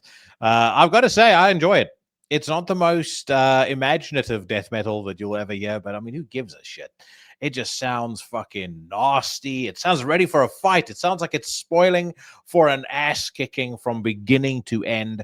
And around the 1 minute 12-second mark, when that groove kicks in, I fucking love it. I love it a lot more than those complete and utter geeks that I see in the audience of this music video doing their little windmill kicks and all their other bullshit. I mean, that I've said many times before. If there is one fucking thing that I cannot stand in this world, that is going to a show and some weedy little geek takes his shirt off and decides he's going to be Bruce Lee in the pit. People like that need to be treated the way that these stupid motherfuckers that go and challenge MMA fighters to sparring in the gym, they need to be treated like that. If you want to see a really good one of those, by the way, check out, where is it? Sean Strickland was challenged by some Navy guy, and he absolutely beat the fucking dog shit out of him for like 5 rounds. It was just sparring, but I tell you something right now, that dude learned a lesson that he won't soon forget, and the lesson is, most MMA guys, like professional MMA guys, any civilian who tangles with them in a fight, you will be murdered. You will be absolutely, they will fucking kill you. It astounds me sometimes how normal people think that what the MMA guys do is easy, and think that it's perfectly fine for them to poke that man's chest and think that they're not going to get some sort of fucking comeuppance. I mean, I trained myself, and I know, because I've explained to you guys before, the difference when you're in the gym with some of these dudes. You can just feel it straight away, and it is, I mean, it's fucking terrifying. It's terrifying when you realize just how many levels up this dude is from anything that you think you might have done. You might think you look good on a fucking punching bag, or you think you might look decent on the mitts, and maybe when you've done your Tuesday night or Thursday night sparring session with the boys, you had a couple of good runs. You get in there with a guy who's been in the UFC, as I did. I mean, I made the mistake of taking Jess Leodon down. Jess Leodon, you can look him up. I can't remember which UFCs he was on, but he was in the UFC, I think, for 5 fights. So not an accomplished fighter in terms of what he achieved in the UFC. Great guy. But I remember when I did that takedown, as we were sailing through the air, I was already apologizing because I knew the thrashing that was coming straight after. But yeah, guys that do that windmilling and all that fucking bullshit in the pit, you need to get your fucking ass handed to you. And when it does happen, as I've seen it happen at shows before, I certainly feel no fucking sympathy for them. Now, from one band that specializes in violence to another, Internal Bleeding streaming their brand new single, Settle All Scores. That is taken from the album of the same name, which is going to be released on Unique Leader Records on October the 17th. We've already heard the first single. I fucking love that. Chris Pervelis is a friend of Into the Necrosphere, been on here twice before. I think I'm going to try and make it a third before the end of the year. But we can talk about that in just a second. Let's hear what this new song sounds like.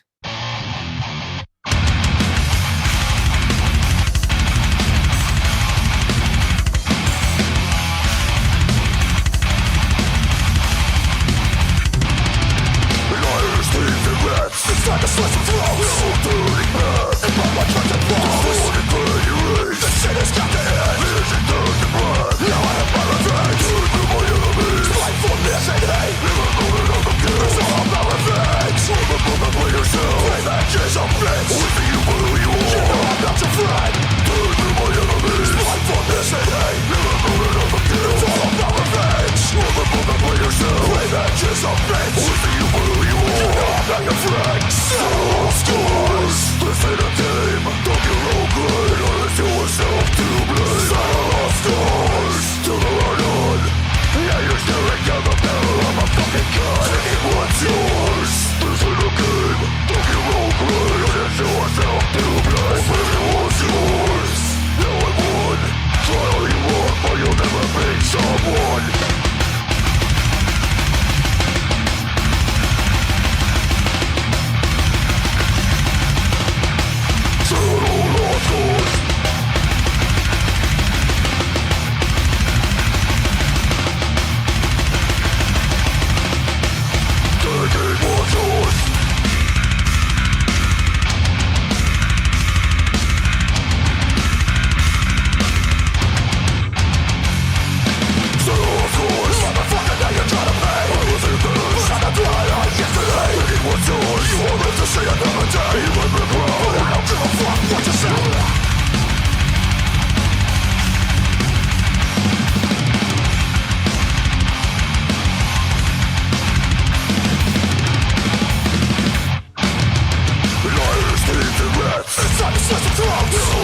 Well, I'll tell you, if you're a fan of Internal Bleeding, there is no fucking way you don't love what you just heard. I mean, that has everything that you could possibly want from Internal Bleeding in 2025. I feel like it shares some DNA, creative DNA, I should say, with Corrupting Influence, which I really loved. For some bizarre reason, didn't get as strong of a response as I think that it should have. Got a bit of an Imperium vibe in there as well. But I mean, it's unmistakably Internal Bleeding. You've got the slam, you've got the groove, you've got the heavy, you've got the dueling vocals, and then around the 1 minute 12-second mark, you've got that fucking bass rumble. I think it is fantastic. I was talking to Brice about, the real ones in the scene, and I'll tell you now, of everybody that I've met in 290 episodes of doing Into the Necrosphere, I for sure think that Chris is by far one of the coolest dudes I've ever come across. He genuinely is fantastic. I was very happy for him that he was on the Garza podcast, but even more happy for him that he's going to be on Into the Necrosphere for a third episode, if he accepts, of course, if he accepts the invite. And my math was a little out. I don't have 10 episodes for the remainder of the year. I've got, including this one, it would be, I think, 11 or 12. We're gonna wrap up on episode 300, and spoiler alert: I have been tirelessly working on finding a milestone guest for that particular episode. One of the guests, of course, that I have been pursuing is the legendary Blackie Lawless. I don't think that's going to happen. My understanding is you have to reach out to WASP through the WASP website, WASP Army or whatever they call it. I've done that 3 times. I have been met with silence. So I don't know whether Blackie has gone on to, because I know according to my sources, he does all of their press arrangement. I don't know whether he's gone on to the YouTube channel and decided that, some of the characters that I've had on the podcast are not compatible with his Christian views. Maybe he thinks that I'm not compatible with his Christian views. But either way, as hard as I've tried and as much as I think that we would have a sensational episode, I have not been able to get him on the podcast, which is to say, if as a member of the Legion, you'd love for him to be on here, you can help me by going onto the WASP Bandcamp. And if you buy yourself something, tell him who sent you. That I cannot tell you how much that actually helps, guys. So, when those of you that do it, I really appreciate it, because we've had multiple guests on this show over the course of my 6 years, where it has come specifically from, them saying, I've had a couple of people buy music recently and said that they heard about the band on your podcast, would love to be on. So, you guys have more of an influence, more of a positive influence than you probably realize. But I'll tell you what, Blackie Lawless or no, we're going to have a killer guest on episode 300, and I've got some fucking cool stuff lined up between now and then. So we are gonna end this year on the highest of highs.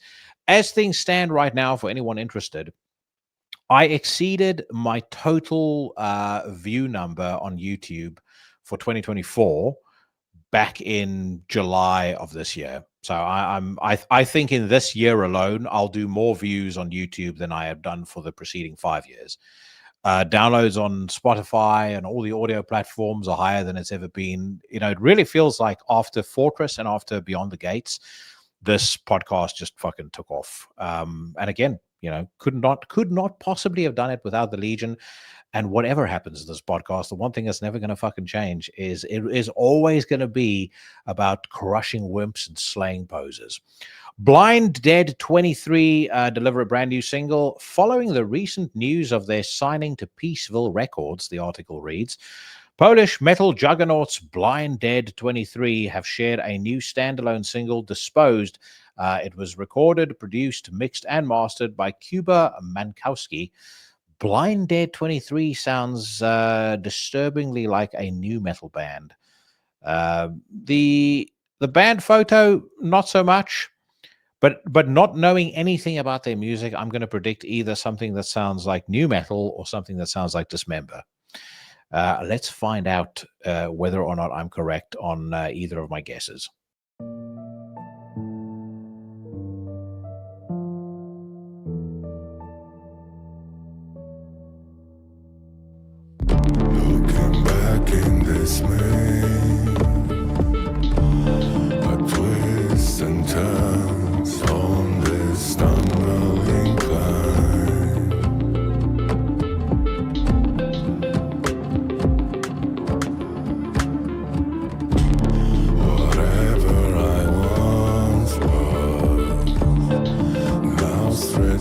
passing over the construct of time.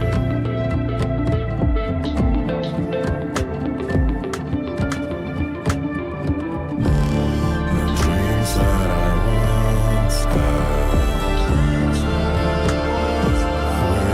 wish I had overlaid. Ironic that I would say this podcast will always be about crushing wimps, slaying posers, and then we listen to fucking absolute dreck like that.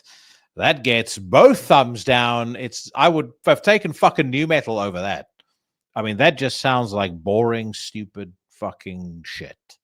So moving swiftly along, Vigilios, a black metal band I've never heard of in my entire life. They present a video for Seed of Aberration. It says here, black metal purveyors Vigilios have debuted a music video for A Seed of Aberration. It is the second single of their oncoming studio record, Tome 2, Ignis Sacer, presented to us here by way of Black Metal Promotions. Now, I will say this about Black Metal Promotions. Whoever the dude is that runs that channel, one, I'm deeply grateful to him for the sheer amount of good music that he puts out or that he releases, gets out into the ether. But he puts out a sheer amount of fucking bullshit in amongst that as well. And I know that he quality checks everything. Probably casts a relatively wide net around stuff, but I know of some good bands that have submitted stuff to Black Metal Promotion, and he said he's not interested in sharing it. And yet, some of the things that he has shared has been, I mean, it's fucking total wimp stuff. Some of that weakling black metal. Anyway, I don't know what Vigilios is going to be like. I don't know which of the two camps it's going to fall in. Proper black metal, into the Necrosphere, approved black metal, or weaklings black metal. Let's find out.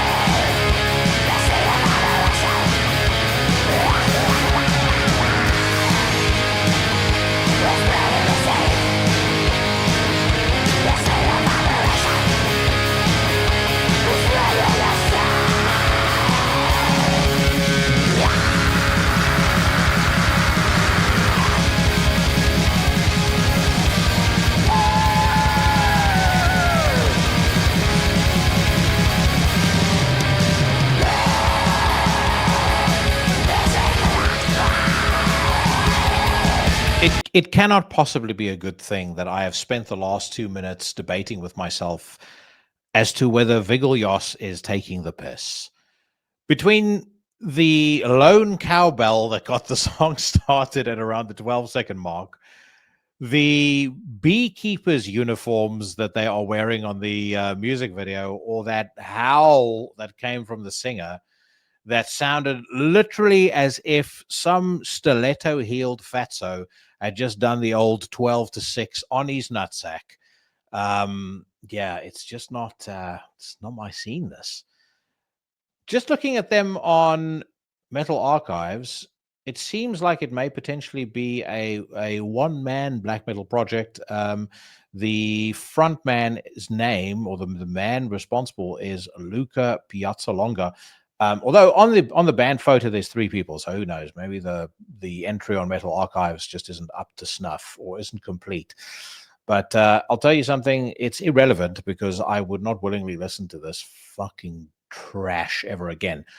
I will say this in their defense, the last 40 seconds or so, if that sequence were in a song by a band that I actually liked, I wouldn't hate it. It did that like that little part sounded pretty decent, but it comes packaged in a whole fucking mess of nonsense that it just doesn't belong in black metal as far as I'm concerned.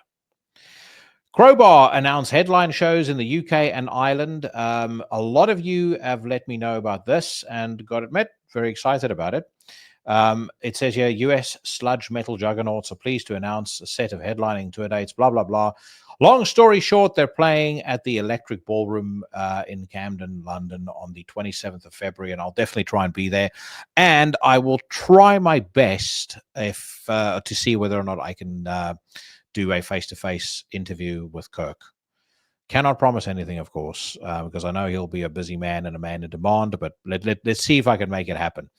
On the topic of shows, I'm going to be, of course, at Fortress Festival next year. That lineup is starting to look mighty spicy. They've announced Whoredom Rife. They've announced Mysterium. So getting to see them again, always something I'm happy to sign up for. By the way, if you hear that racket, it's the dog. So let me just let her in before she ruins the entire news rant.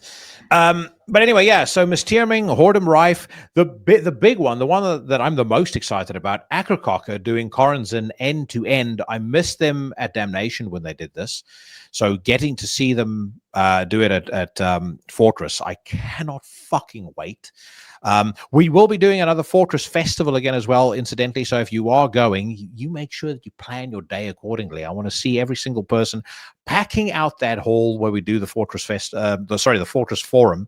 And I want to hear cheering, hooting, hollering, underwear being thrown at the stage. If you're a, buxom, attractive woman, probably be prepared to get a bit of a beat down from my wife, but still, do it all the same. And, but anyway, yeah, so a couple of very, very good bands. Old Man's Child announced for that as well. I'm trying to think what else there was. A Forest of Stars going to be taking to the stage again. Don't really know nor necessarily care about them so much, but everybody tells me they're a big deal. And then Beyond the Gates, they announced a big one in the last week. Emperor playing with Faust and Mortiz back in the band. The original Emperor lineup doing a show at Greg Holland at Beyond the Gates 2026. That is going to be fucking sensational. They also have on that list Concrete Winds. I think who else has been announced. The Ruins of Beverast has been announced. Now, in fairness, when I saw them play at Reaper Festival about 3 years ago, I was very, very much less than impressed. I also did not enjoy the previous album. I have my reservations about how good the new one is going to sound, but Exuvia, I think 2017 record, that is right up there in my top 10, if not my top 5 favorite albums of all time. So, maybe in a different setting, maybe in a setting like Greg Holland, Ruins of Beverast could be absolutely killer. But yeah, just to say that those two festivals are taking some serious shape. And if you're going to be there next year, then I'm looking forward to hopefully meeting you. The other thing to say is I'm going to definitely be in Nashville this year. So I'm going to be there for work. I've got a work event that takes place from the 15th to the 17th, and then I'm staying on the evening of the 17th, all day on the 18th. I'm flying back to the UK on the 19th. So if you happen to be in the Nashville area and you're not a fucking psycho, and you're there around the 18th of October, I'm going to look for a restaurant where I can have me some tier 1 barbecue. So also, if you have any recommendations, please send them my way. And if you would like to join me for that, you are more than welcome to do so. All right, on to some more music. Woad, Under Lantern Light track premieres. Now, Woad have got some ground to make up after that last train wreck of a song. Myself and the Sinister Minister listened to that. Neither of us liked it, even though, you know, I don't mind Woad. I would argue that a lot of other Woad fans didn't care for it either, because on most of the forums, most of the Facebook groups and everything else, where you would expect there to be some degree of excitement about a new Woad track, it is fucking crickets. So hopefully on Under Lantern Light, they can make up for that. It says here, as part of the oncoming studio release on Crossing the Keys, British black metal horde Woad present a brand new single. We know the name of the song. Let's hear what it sounds like.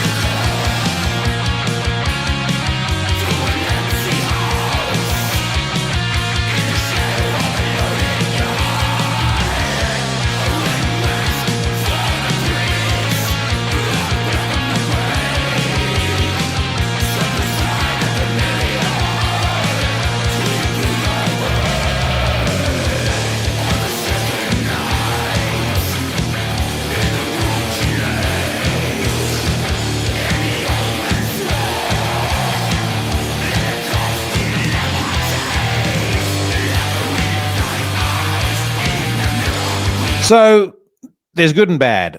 I like that guitar solo that we just paused on. I think that for whatever reason on this song, Michael, their vocalist, sounds way better than he did on the previous single. Like that bit of reverb on his voice. It sounds quite old school. It sounds quite, sounds gnarly. I like it. There is something that's endearing about the main riff, but there's also a pussy assness to this track. I don't know how else to describe it. I can't describe it in a nice way. There is a weakness to this track. When the song started, like the first 45 seconds, I mean, just fucking scrap that altogether. That's page one rewrite stuff. It just sounds like it lacks any kind of balls, any kind of just anything. It's just there's nothing there. There's nothing atmospheric that's pulling me in. There's nothing angry or aggressive that's pulling me in. And again, I can hear they're shooting for something original. I get that, you listen to modern black metal and you go, well, we want to do something that's a intentional throwback. But I mean, I wouldn't even say there's elements of the song that's a throwback, but it's not something that's capturing a specific sound or a specific era. Maybe that wasn't the point either. Regardless, I'm not going to give that a thumbs down. I'm just honestly, I'm indifferent to it. I don't think that it's particularly bad. I don't think it's particularly good. And I'd love to know what you guys think about it, but I just don't. Again, much as I don't think a black metal band should be something that you listen to and wonder whether they're taking the piss, you also certainly shouldn't feel indifferent towards it. So that's my verdict on it. Doesn't get a thumbs down, doesn't get a thumbs up. It just gets I probably won't ever listen to that again. Bloodbound, 11th full-length announced and detailed on November the 21st, 2025. The Swedes, Bloodbound, will put out their next full-length offering, Field of Swords. The latter was recorded at various studios and mixed mastered by Niklas Johansson at Harm Studios in Trelleborg, Sweden, for a preview.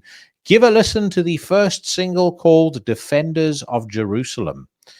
I'm going to be honest with you. I have concerns about this. I have no idea what Bloodbound sounds like, but almost everything I'm seeing of the band photo spells danger. Let's hear whether that's warranted. Year 1187. Against impossible odds, Balian of Ibelin stood as Jerusalem's last shield. When the city fell, Saladin showed mercy, and the wounded knights returned home. Their names echo through time. The Defenders of Jerusalem.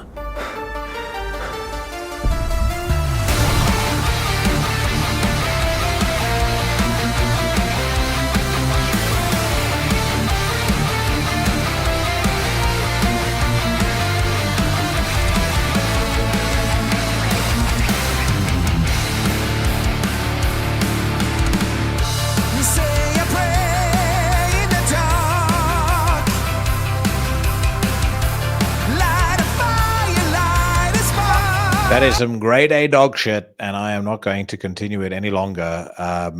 Terrible song, fucking atrocious video, use of AI, a singer who is parading around in tiny little devil horns. Just every fucking thing about that makes my skin crawl. That is awful.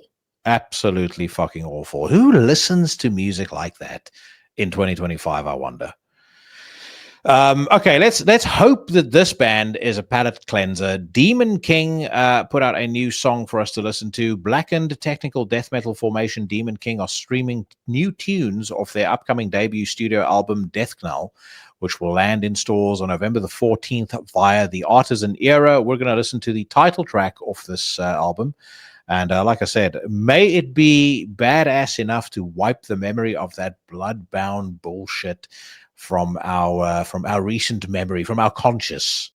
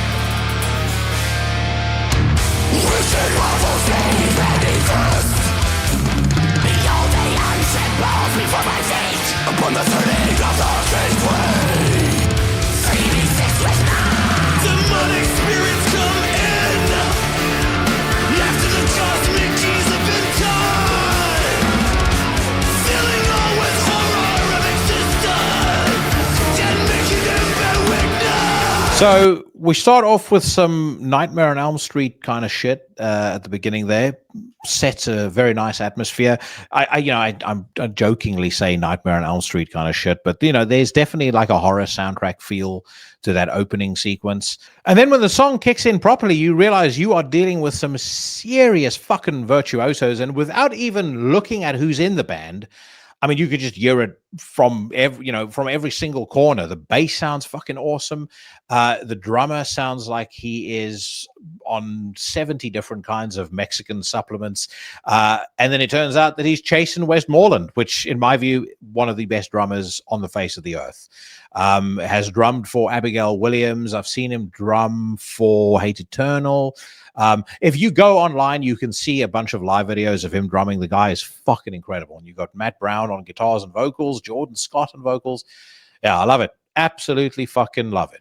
So top notch, I think. I think a deserving top notch for Demon King. And I maybe it's recency bias because Bloodbound was so absolutely fucking troubling to listen to.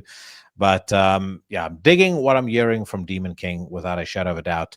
Now, from one horror show to another, I believe, my friends, that it is time for the Swirly of the Week.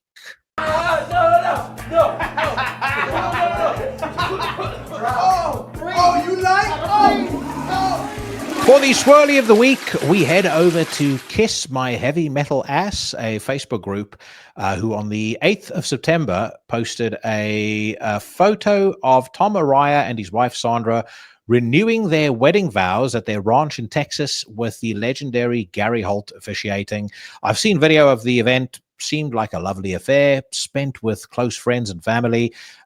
They both looked absolutely ecstatic. And as a married man myself, of course, I need to cheer them on because how many people do you know from the entertainment industry, which, Slayer are at that level where, reasonably speaking, I don't necessarily refer to them as being from the scene. They are entertainers. They are high level entertainers. Now, how many high level entertainers do you know who are still married after what I understand, and I might be wrong about this, is 3 decades plus? Now, anyway, almost everybody in the comments were very happy and, seemed very positive about the whole occasion. But as is the case on social media in 2025 and probably has been for the last decade or so, but I feel like increasingly getting worse nowadays, there's always fucking one. And the one in this instance is a complete septic douchebag named Chavez Matthew. Chavez Matthew took time out of their busy day committing benefits and unemployment fraud to write the following. Tom and Sandra look like they just left the methadone clinic. You would think with all their money they could afford to look more put together. Sandra looks rode hard and put away wet. Her tatas, or what's left, look like 2 fried eggs hanging from a nail, and her skin looks like old dried out beef jerky. Now, if you've got a IQ of over 75 and you're not a total asshole, you would have heard that and gone, what kind of complete moron, scumbag, writes something like that? And then to make matters worse, you have to consider that Sandra, as is my understanding, is a breast cancer survivor. And if you've known anybody that has been through breast cancer, and I've known 2 women that have had it, it is a horrific, depersonalizing ordeal that you would not wish on your worst enemy. And yet this person decided to make fun of somebody who has been through a mastectomy.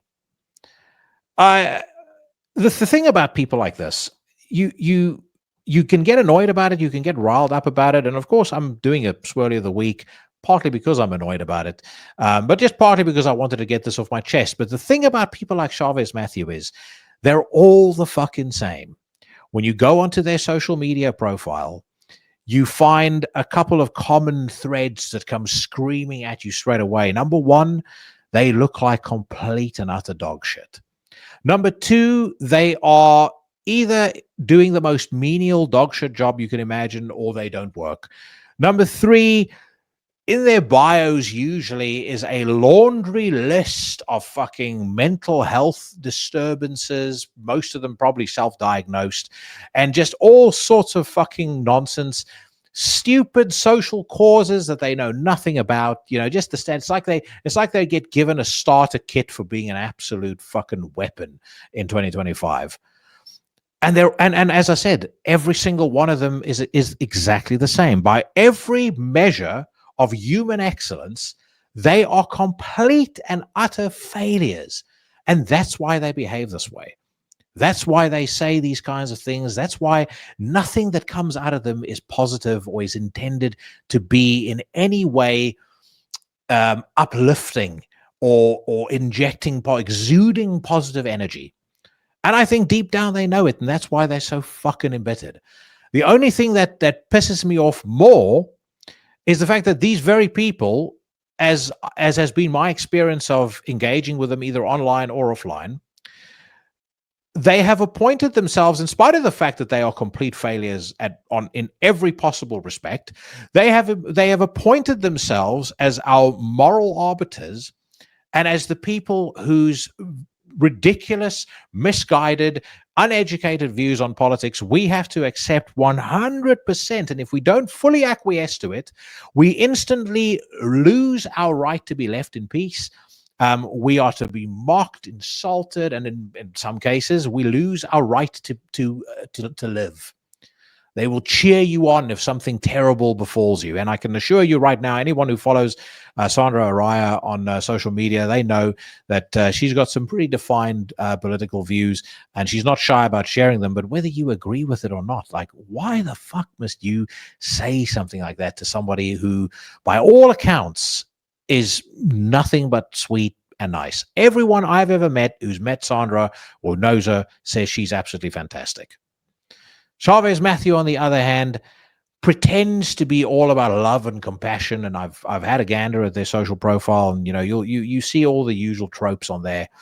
But the reality of it is they know absolutely nothing about love, compassion, or empathy. They are just complete bottom-feeding, trailer trash scum that should be eradicated from the heavy metal scene as far as I'm concerned.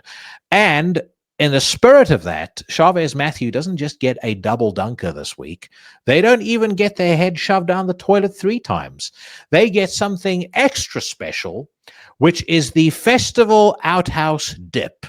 And that, my friends, is the swirly of the week.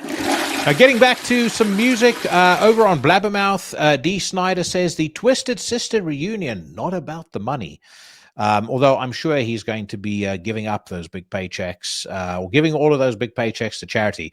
We also have a second new single from the upcoming Testament album, which I'm very excited about. Shadow People is the name of the song. The album, of course, is Para Bellum. San Francisco Bay Area metal veterans Testament have released Shadow People, the second single from the band's upcoming album, Parabellum, due for release on October the 10th via Nuclear Blast. Shadow People is a haunting and groovy track that will have you looking over your shoulder. It creates a vivid sense of unease and dread, both lyrically and musically, as if something from the unknown is coming for you. I enjoyed Infanticide AI. Let's see where we're at with Shadow People.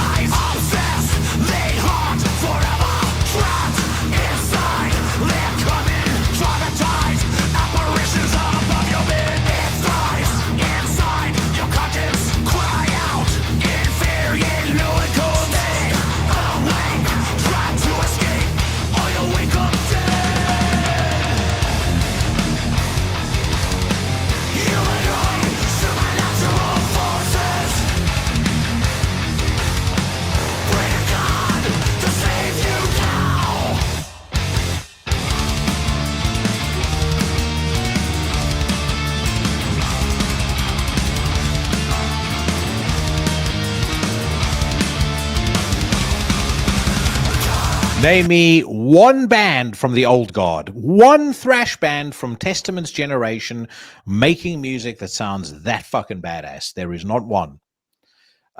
Chuck Billy sounds absolutely superb. The guitar solo that we heard earlier, shredding. The whole song is just fucking badass from start to finish. I love it. Top notch, without a doubt. It kind of has a bit of an Electric Crown vibe. Obviously a lot slower than Infanticide AI. Definitely a lot more sort of old school Testament, but with a modern twist.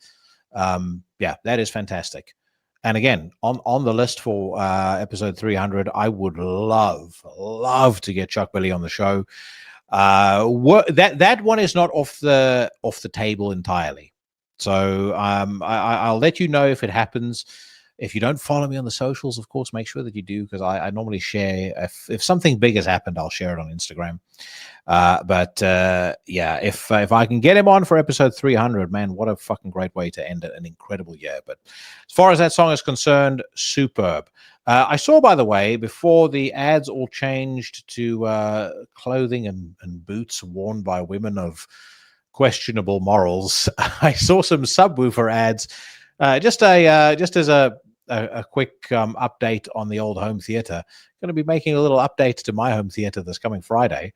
I'm getting me, and if you want to look this up, you can, a Perliston D212S subwoofer, 3,000 watts of just punishing sub bass that will damage probably the infrastructure of this house. So I can't fucking wait. I'll let you know when I get it and what it ends up sounding like. The other day, and I'm not going to say the person's name because he's quite well known, and probably a few people listening to this might know who he is. The other day, some guy who I always thought was a on the level cat sent me a message when I posted something about my Kef LS50 wireless speakers on Instagram. And the first message he sent came across as a joke, and I kind of treated it as such. It was something to the effect of, paying $2,000 or paying $3,000 to listen to, music recorded in on a Walkman, something to that effect. And I said, ha ha, worth every penny. And then he kept on. And I was like, okay, I got the joke the first time. Now it sounds like you're calling me an asshole because I spent money on decent audio equipment. If you don't want to, or you can't afford that sort of thing yourself, then I'm not forcing you to. All I'm saying is, if you were in the market for a hi-fi, or you want to invest in sound that's good, I think personally, the Kef LS50 wireless Meta 2s are the best possible hi-fi setup that you can have alongside a turntable for under $3,000. I don't understand people like that. Like, if, it's not quite as severe as this fucking moron that we were talking about in the swirly of the week, but if just because somebody makes decisions about how they spend their money or what they do with their life that you don't agree with, why must you feel compelled to make some fucking stupid comment like that? If a friend of mine buys a car and I don't like the car brand, I don't go to his house and the first thing I say is, boy, this car fucking sucks. Or if my friend buys a house that I don't like the look of, I don't go, man, this fucking neighborhood is absolutely terrible. Congratulations on the house. Couldn't you have sprung for more bedrooms? The bathroom in this place is fucking shit.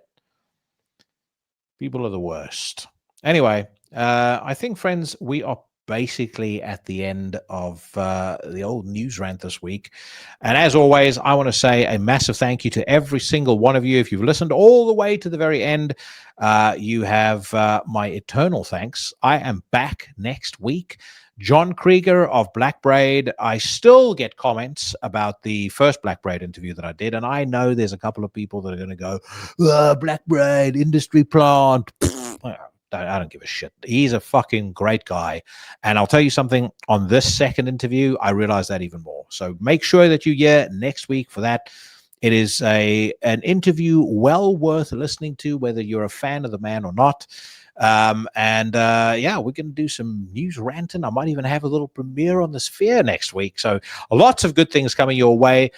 In the meantime, though, whatever it is that you are doing and wherever it is that you are, stay safe, stay healthy, and I'll see you bad motherfuckers again next week. And on the open road, we came to a sign, for it was foretold that the weak would inherit and nothing would change.